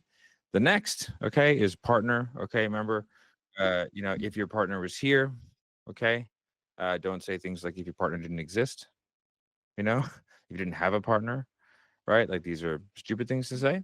So just go, okay, well, if your partner was here and they were on the call and they had all the context, do you feel like they would, you know, be on board with you getting the skills, or, you know what I mean?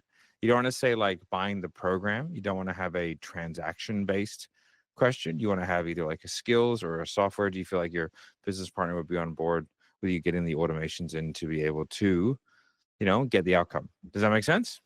Yeah. Then from there, there's a good question, which we kind of put in there, which is, you know, if you, you know, what do you think your partner might be most apprehensive about? Okay, that's a really good way for that to uncover that person's, people jumping in. That's a great way for you to uncover the objection that person doesn't want to tell you. Okay, so it's like they can use their partner as a scapegoat, right? And then from there, you can go through all that palaver, right? And then, you know, the really important part is that you get to what happens if your partner says no. Okay, that's the trickiest part of a partner objection. You have to be able to ask that questions many times in many different ways until you get an answer. If the answer is I will not move forward without them, then you probe, test, make sure that it's real. Once you're pretty confident, then from there you must speak to the partner. Okay. If they say, well, I'm going to move forward regardless, right? This is more of an FYI conversation than is a permission conversation. Then you start to like hammer them down, and then you start to put the decision making on them. Okay. All right. So that's a little recap. All right. So what we'll do is we'll have someone hop up and be a prospect, and then we'll just go through baseline. You can do some tricky shit if you want, but whatever. So who's like half decent at being a prospect? What about you, Ben? Ben Katzenbach. You have a great background. Oh, thanks. Yeah. All right. What do you sell? What? Social media marketing.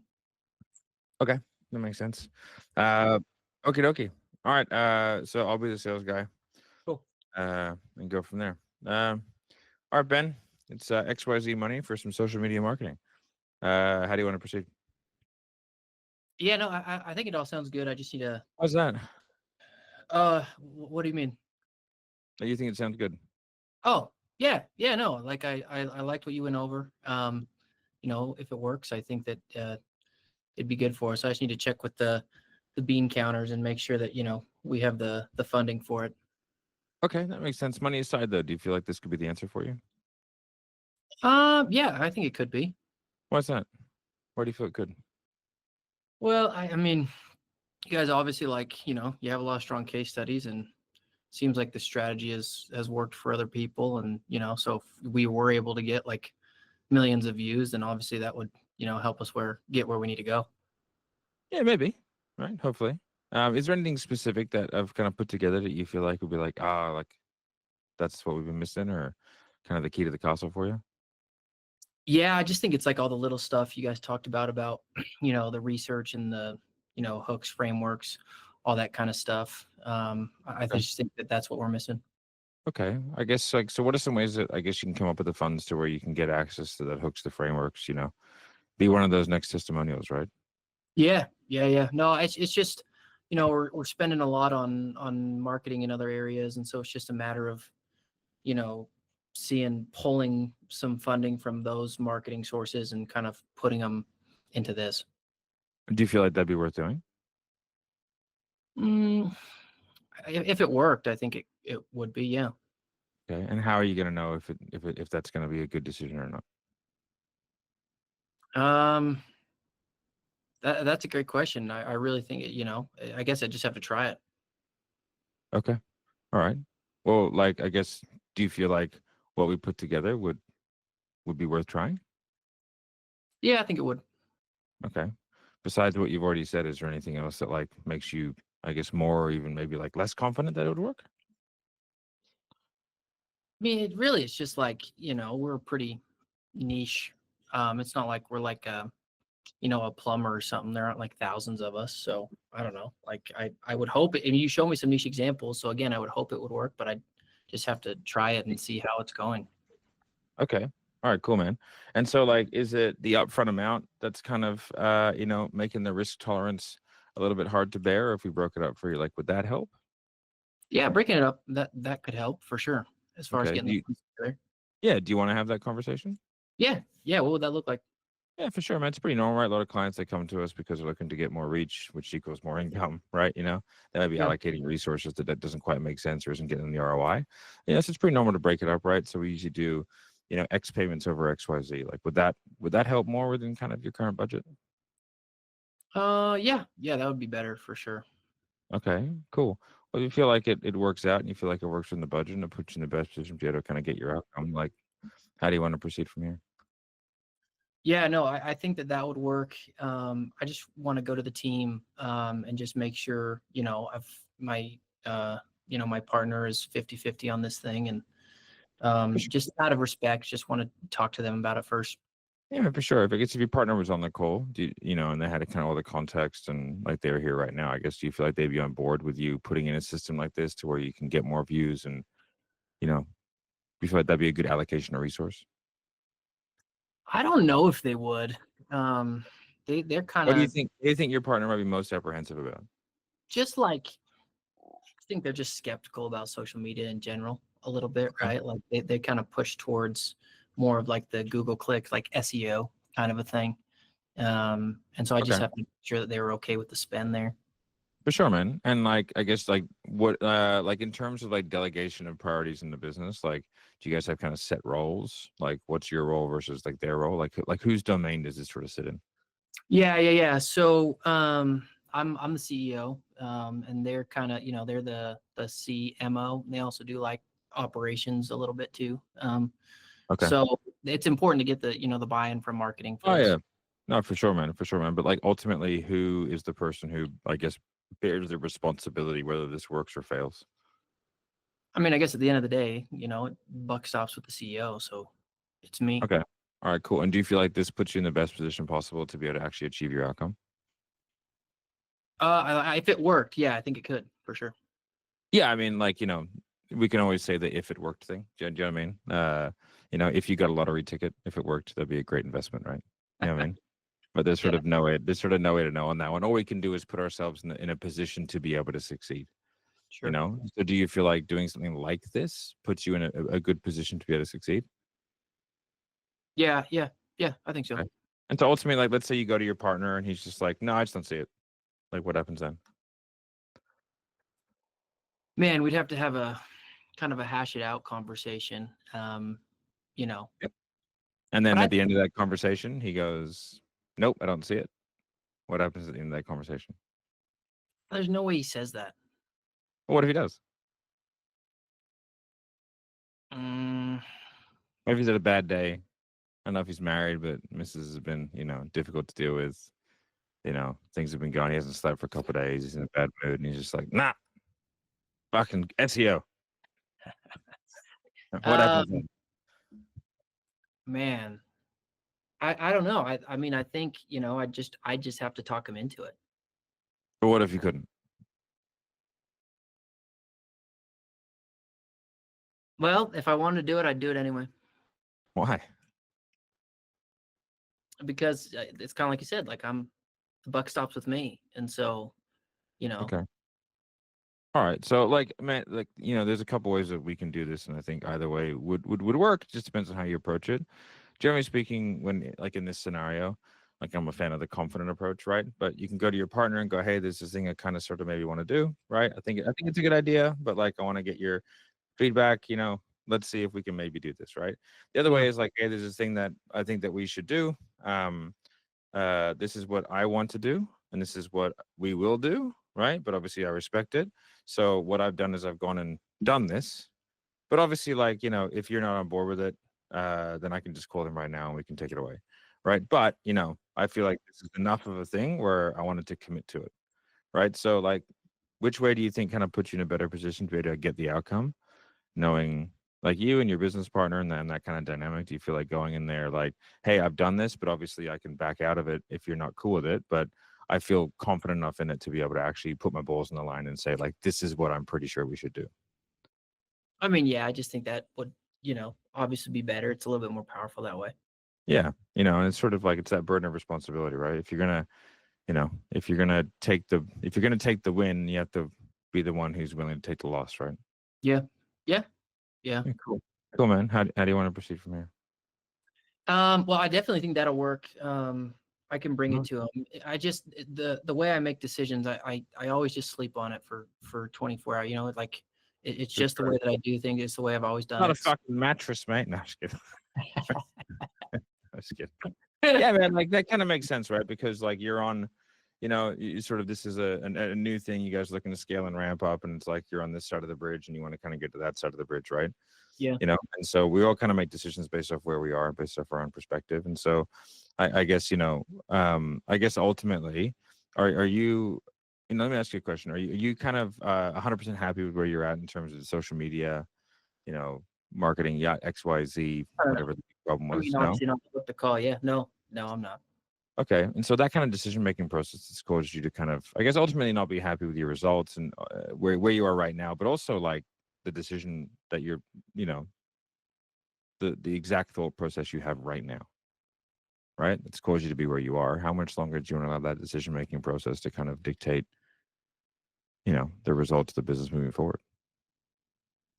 Yeah. I mean, I guess that's kind of the question is like, what decision will I make? Because, you know, I could also put this into, you know, the SEO thing and it might Yeah. work, but like, you know, no, I don't want it to, I wouldn't want this to have us keep getting these results on social media for much longer.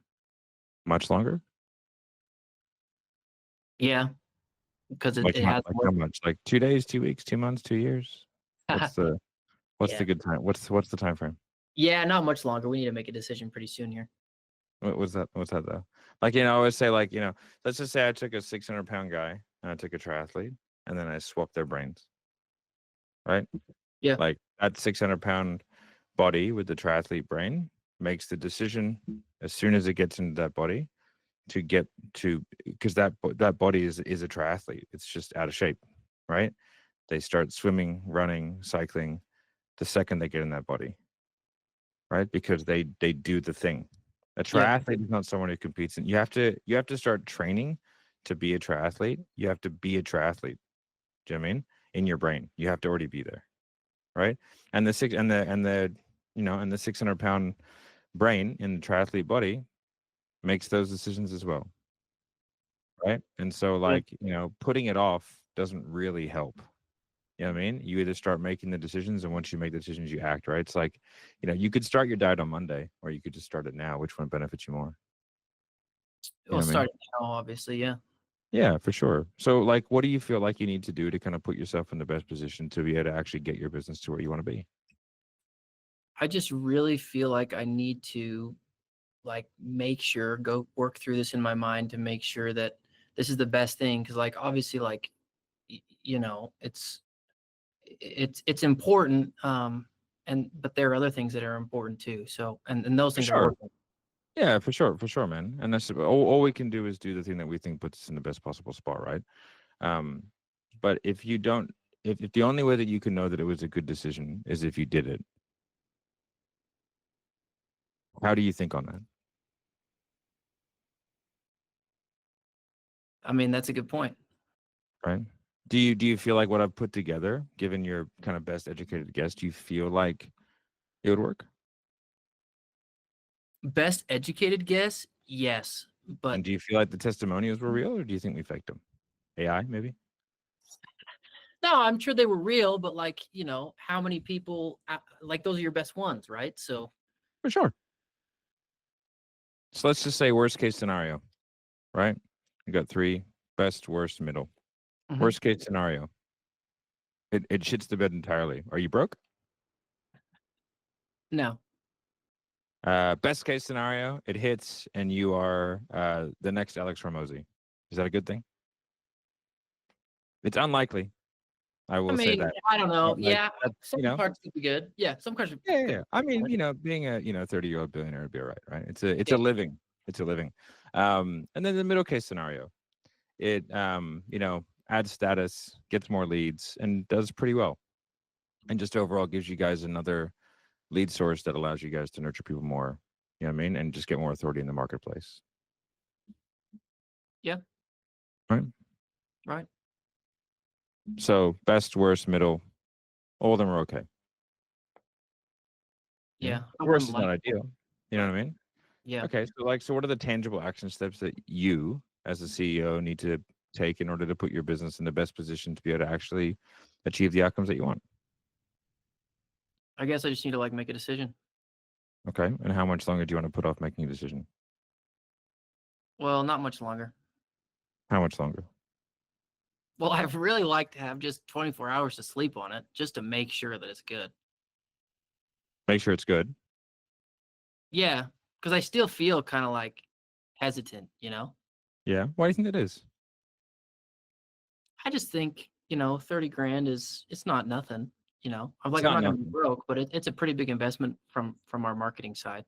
Yeah, for sure. Do you feel like if you were making more money, it would be less of an investment? It would be less of a hit, yeah. Yeah. And how much longer do you want that to be a big hit? Well, I don't want it to be a big hit. Okay. So what do you need to do to make 30 grand a sort of relatively investment for you? I guess I gotta invest. Okay. So what do you want to do from here? Let's move forward. What are next steps? Give me 30 grand, motherfucker. Right? As a prospect, give feedback, how do you feel? Just tell the truth. Yeah. No, I mean, I felt, I really did feel kind of hesitant through the whole thing, but I just think step by step, I just kind of saw how the only way to stop feeling that hesitation was to actually do something. Because just putting it off was, I just think a lot of the analogies you use is kind of it doesn't make sense to keep thinking about it, even though that's what I wanted to do. But it just came to the point where it's no, if you really want to feel better about it, you just got to move forward. So it's just kind of a slow burn, Yeah. I think the key is it's a systematic approach, and it's just dealing with one thing at a time and just staying nice and cool and calm and collected. People tend to get a little bit agitated and freak out, right? You know what I mean? And then, it's not about the word tracks. I want everyone to sort of ignore the word tracks. Like they're sort of irrelevant. It's just it's just seeing a problem and then getting the person to overcome it themselves. Because like I can say, yeah, but you should just do it, in 1,000 different ways. It's just not going to be very meaningful to that person. And so it's like, okay, I handle money, great. I handle partner, great. We're now into like the sort of think about it territory. The think about it is just an apprehension of like it is a lot of money. Yeah, I mean it's fair enough to want to go away and think about it a little bit, but also like if I've tied off money and partner, and the only thing that they're really saying is like I just really want to think on this to make sure it will work. Like there is no amount of thinking you can do that will solve that. And so I know that I have to go like, okay, so I just have to make this person more certain.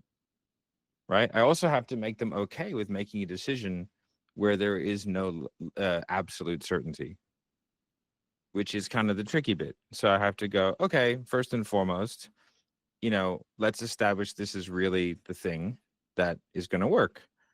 You know what I mean? And then we have to establish that there's no way you can know that it will or won't work. Right. And that's kind of like once we establish that, then it's like, okay, we're just kind of hoping and dreaming anyway. But we have to let it be like there is no 100% certainty here. Like I can't provide that for you. And if that's what you want, then you're waiting for something that can't be delivered. You're waiting for the perfect man or the perfect woman. It's like they don't exist. Everyone has flaws and faults. So like, sorry, there's only one of me. Right. That was good. That was good prospecting. That's a good thing to do. I appreciate that. Okay. Has anyone got any, I want to go through some questions, but I would like to keep them concept based if we can, and strategy, and not like individual word track hyper specific. This one guy spoke to me once and said this. Okay. Let's go with Big Rez. Hi, Matt. I just want you to, so I want you to dissect what you're doing. Like, I know you've used a bunch of reframes and analogies, but can you just purely rely on that, or are you doing anything else? If you could just sort of strip away what I can see on the surface and go beneath so I can understand. For sure. So once you're in fear territory, all you're trying to do is like identify the underlying issue and the underlying concern. For this particular role play, it was I want to make sure it's going to work. Now that is something that none of us can do. It's like saying tomorrow, I just really need to make sure I wake up tomorrow. I don't want to go to sleep because I just really need to make sure I'm going to wake up. I just need to think about that. It's like you could die. Yep. Like someone could murder your face while you sleep. You won't know. And so this is a level of certainty in which cannot be obtained, right?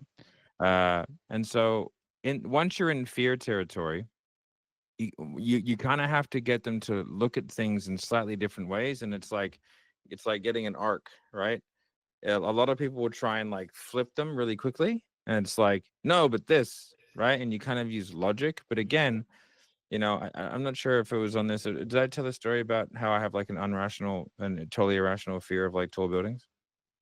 Okay, so I have a completely irrational fear of tall buildings. I have no idea why. It's not even being on them; it's being in them. Right? It's very weird. It's completely irrational. It's a phobia. I don't know why it exists, but it does. Right? I've literally, those of you who know Centerpoint Tower, I have helicoptered onto it and roped off the side of it. Okay, so like I've done that because I used to be in special forces and all that kind of stuff. But being inside of it, I fucking hate it, mate. It's like full panic attack mode. So I was going up the elevator because we were going up to dinner because 9/11 maybe. No, it's not because it's not 11. I'm not afraid of the government faking a building getting fall down, right? So let's get into that, people. But yeah, so and I'm basically having like almost like a panic attack, and if someone was in that time going, man, the building's safe, like fuck you, we're all gonna die. right? Like there is no rational to that fear. And so fear most of the time, like if you're afraid of a snake, that's completely rational. You should be afraid of a snake, right? Especially where I live, you know? But like, you know, most fears are a little bit irrational. And so dealing with it with logic is just not a good idea. So you have to deal with it that like they have to work themselves through it. And then how they do that is a little bit individual. But all my job is to kind of like pose the question that maybe gets them to look at it differently. And so like my questions are like, you know, examples are like, okay, well, like how will you know? Just a simple question like that. Okay, so like how would you know? The problem is it has to be delivered in a curious way. It's not, yeah, but like how would you know? That's not gonna go well. You know? You know, and so it's just about finding that and then being able to, and a lot of it is conversational fluency. Yeah. You know, and it's like being good at talking to people is that side of it. There's a little bit of that because I have to be able to kind of put things together. Now, what you can do is you can put together common themes and then simple reframes. Like that 600-pound person one, I've used that 12,000 times. Because it's a really simple one of like the brain dictates, like it's the action that dictates the identity. Right? Like I need to start acting as if I'm a triathlete, and then my body will fall into line. Yeah. Right? But without the action, there is no thought. The way that human brains work is feeling, thought, action. Right? I had a friend of mine who was in a helicopter crash and he lost the ability to feel emotions for about a year and a half. Right? It was a brain injury. Right?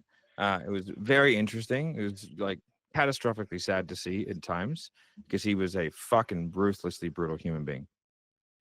Like kids would walk in and be like, "Fuck, you're fat," right? Like brutal, ruthless, like horrible. But he could not even make a decision to put on a shoe, right? Because he had no feeling, he had no emotional weighing between left and right. Whereas when you put on your shoes, you choose, you feel like putting on your left shoe first, and then your right shoe, whatever. Okay, like that's a feeling, it's an emotion. So he lost the ability to make choice, to basically make a choice. Okay. And he also lost memory because without an emotion, there's no memory anchor. So he has no memory of that time whatsoever. Wow. Right. So, which is quite interesting. Without an emotion, there is no ability to store memory. So yeah, so it's pretty interesting. But so you have to feel something, to think something, to do something. Right. And so looking at it that way, it's sort of, you can start to sort of uncover, and then you can start to sort of pre-script certain really common issues. And they're just really subtle ways of getting a person and gently nudging them in the direction of like seeing the error in their decision-making process and their, you know, the error in their like, well, I need to make sure this is going to work. It's impossible. And they're going to get into analysis paralysis and nothing will change. You know, so that's where all those analogies do the same thing. That it's the exact same thing. It's just designed to go this is the way you're currently thinking, which is fine and makes sense. But what about this? And it's quite gentle, and then they go, "Oh, I hadn't thought of it that way." And that's when they start convincing themselves. Make sense?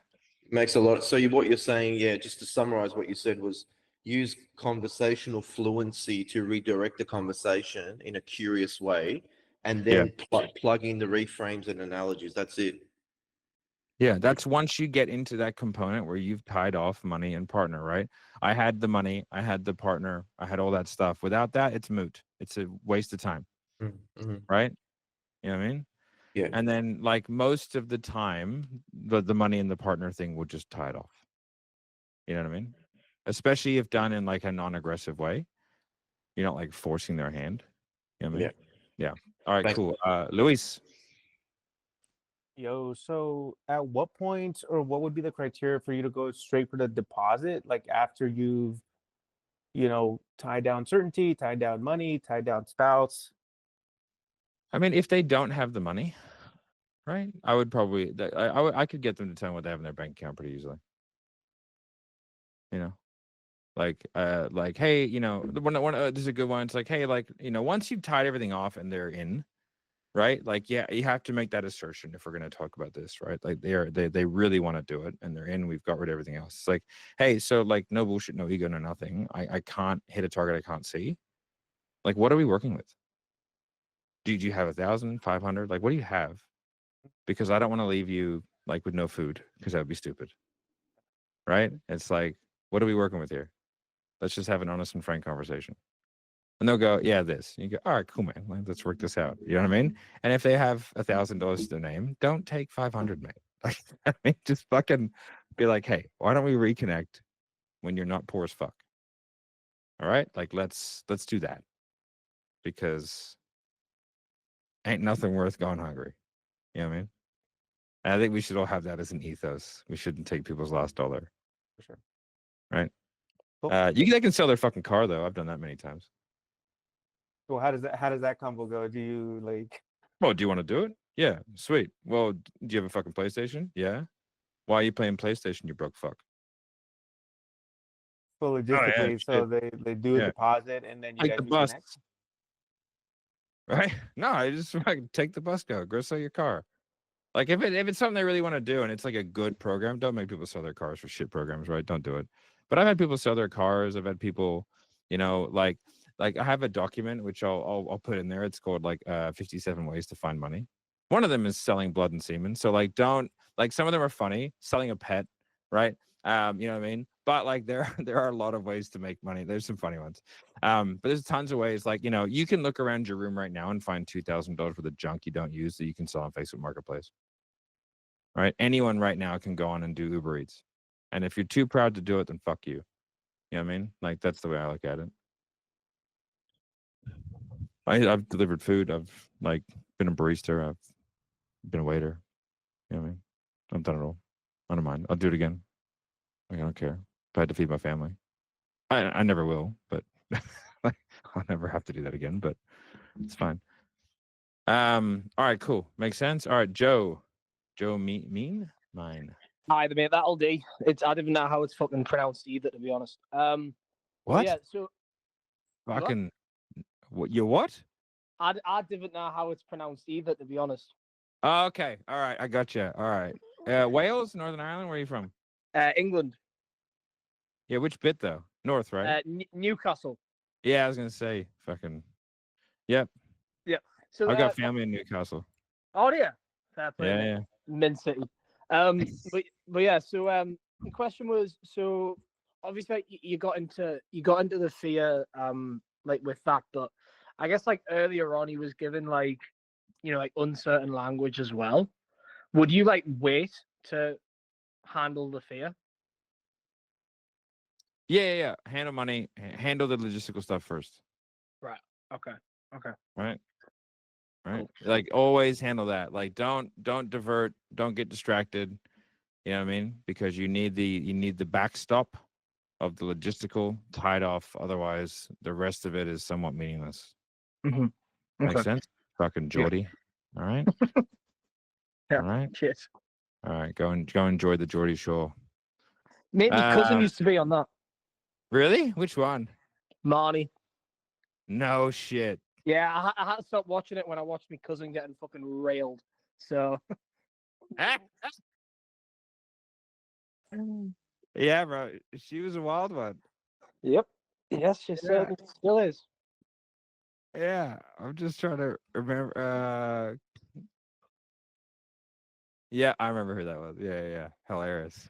Those of you who haven't seen Geordie Shore, fucking treat yourself. If you like trash TV, Geordie Shore is a absolute fucking like dog's breakfast of a TV show. It is incredible. It is it's what's the New Jersey one? Jersey Shore. Jersey Shore. It's that, but way worse. They did a very good Way episode worse. of South Park of that one of Pookie, I think. Geordie Shore is wild. Yeah. Anyway, all right, Lucio. Okay. I love trash TV. It's one of my I love trash dating shows. Me and my wife watch them. I love them.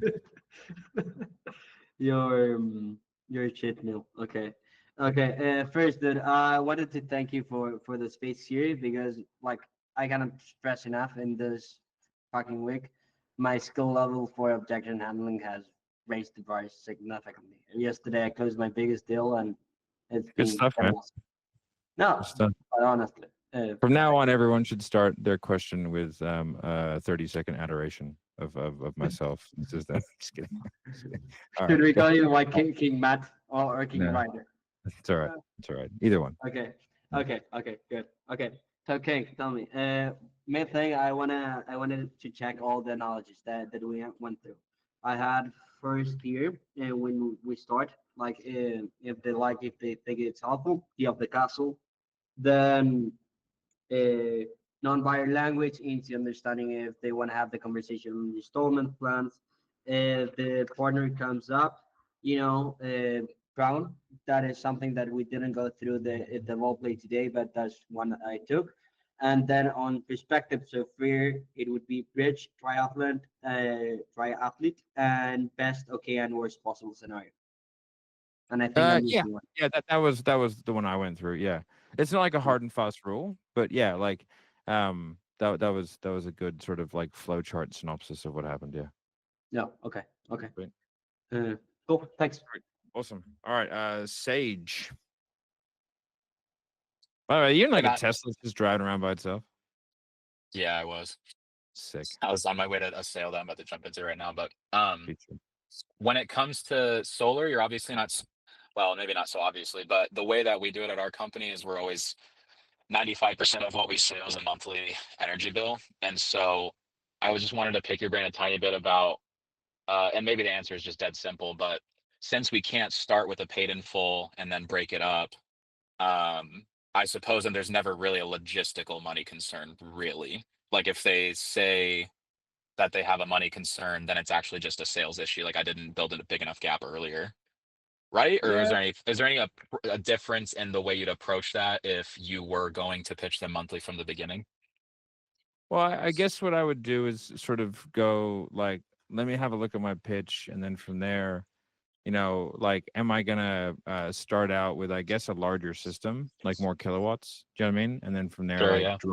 drop to potentially a smaller amount of kilowatts that still kind of gets the job done.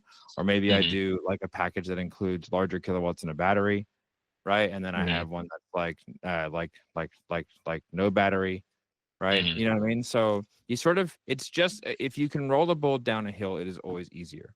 So sometimes just like build the hill, Okay. right? But you're always And going then to be basically giving them more stuff first, you're not going to start somewhere and then just go like, okay, well, if we gave you some sort of discount, that's just going to lower your status, right? You'd never go for something more like that. I don't believe in the status thing. I believe like I'm not a big fan of that. Okay.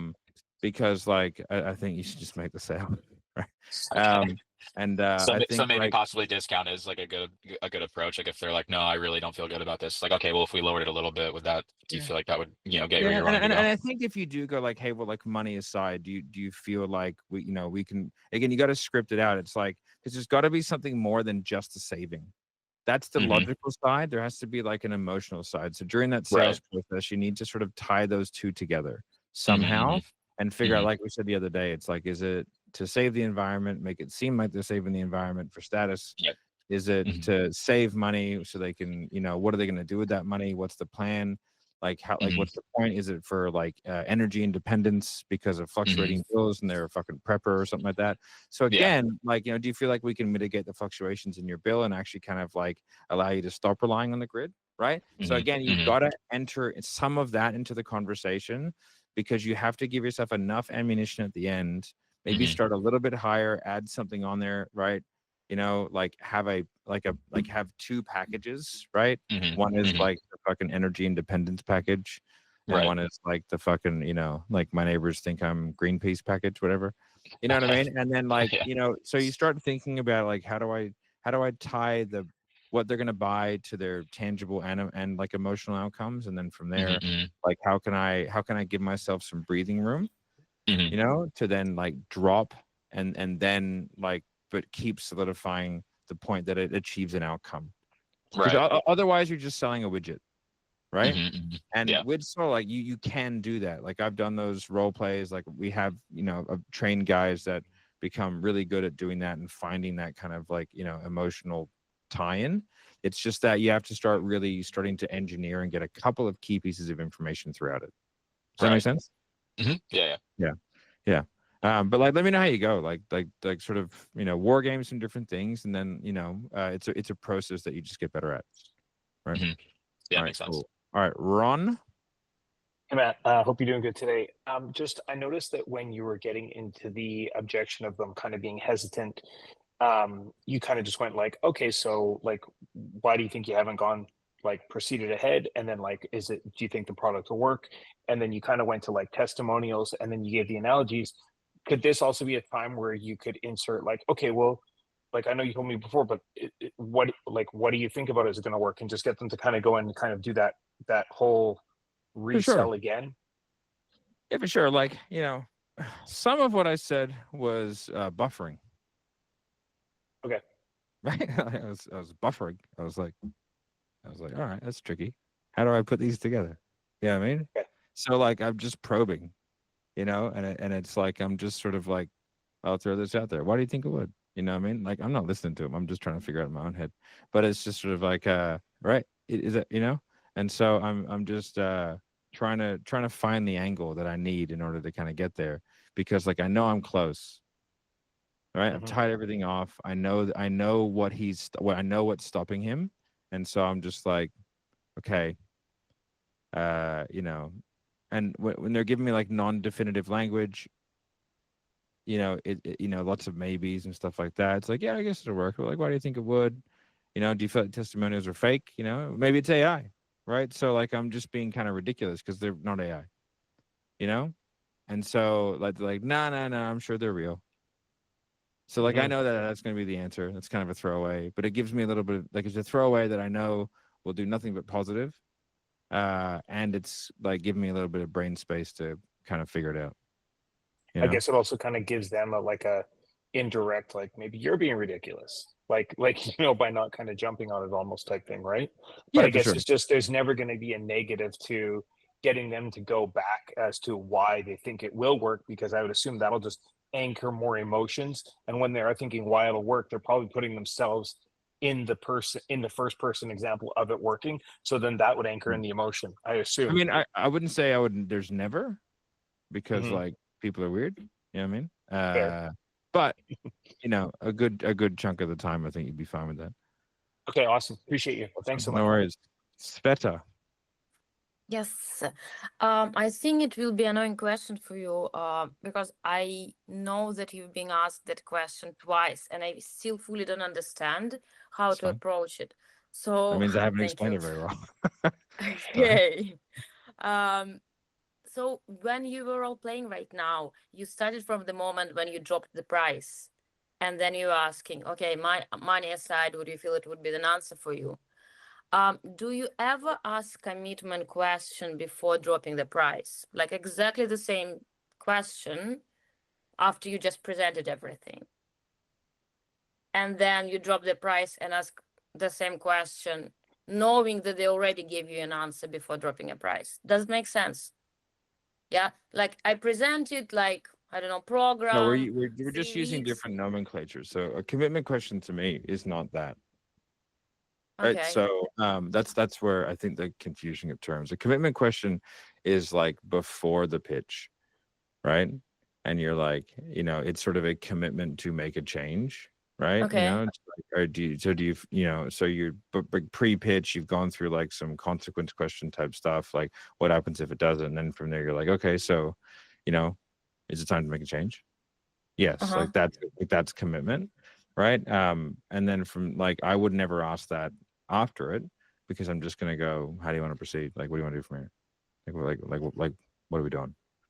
Right? Okay, so you just finish the presentation and straight away drop the price and then ask, how would you like to proceed from here? Yeah, exactly. Yeah, I don't need any more filler. I what I want to do is I want to keep it short, and because time.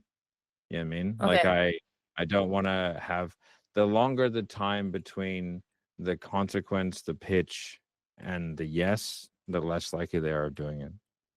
Yeah, the reason I was trying to ask them before dropping a price, my approach was I would ask, do you feel it would be an answer for you before they know the price? And they would say, yeah. And then like, why do you think that way? They would Nah, because say I something. would like them to have the context of the price when I Yeah. ask if it's going to be the answer. Okay, got it. Again, Yeah, you like, answered my yeah, question. yeah. It's like what seems easier Yeah. is harder, Yeah, it's right? exactly. Then I would all the time confront, oh, okay, they will But what about explain. the And then price? when they Yeah, see the, yeah, yeah, yeah. yeah, Okay. yeah. Okay, cool. Ryan, Thanks. yeah, time. Mhm. All right, Michael, you're on mute, buddy. It looks great though.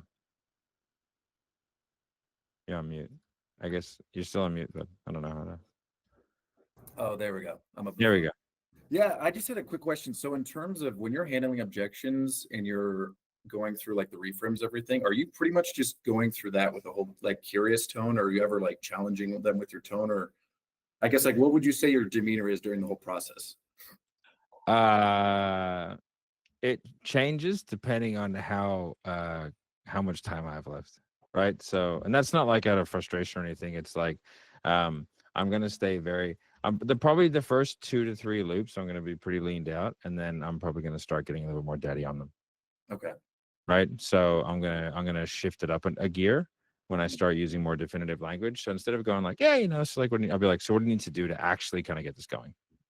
Right. Like that'll be stage 1. And it's like, so you as the actual business owner, like, the person who's bearing the burden of the responsibility, how much longer do you actually want to put this off?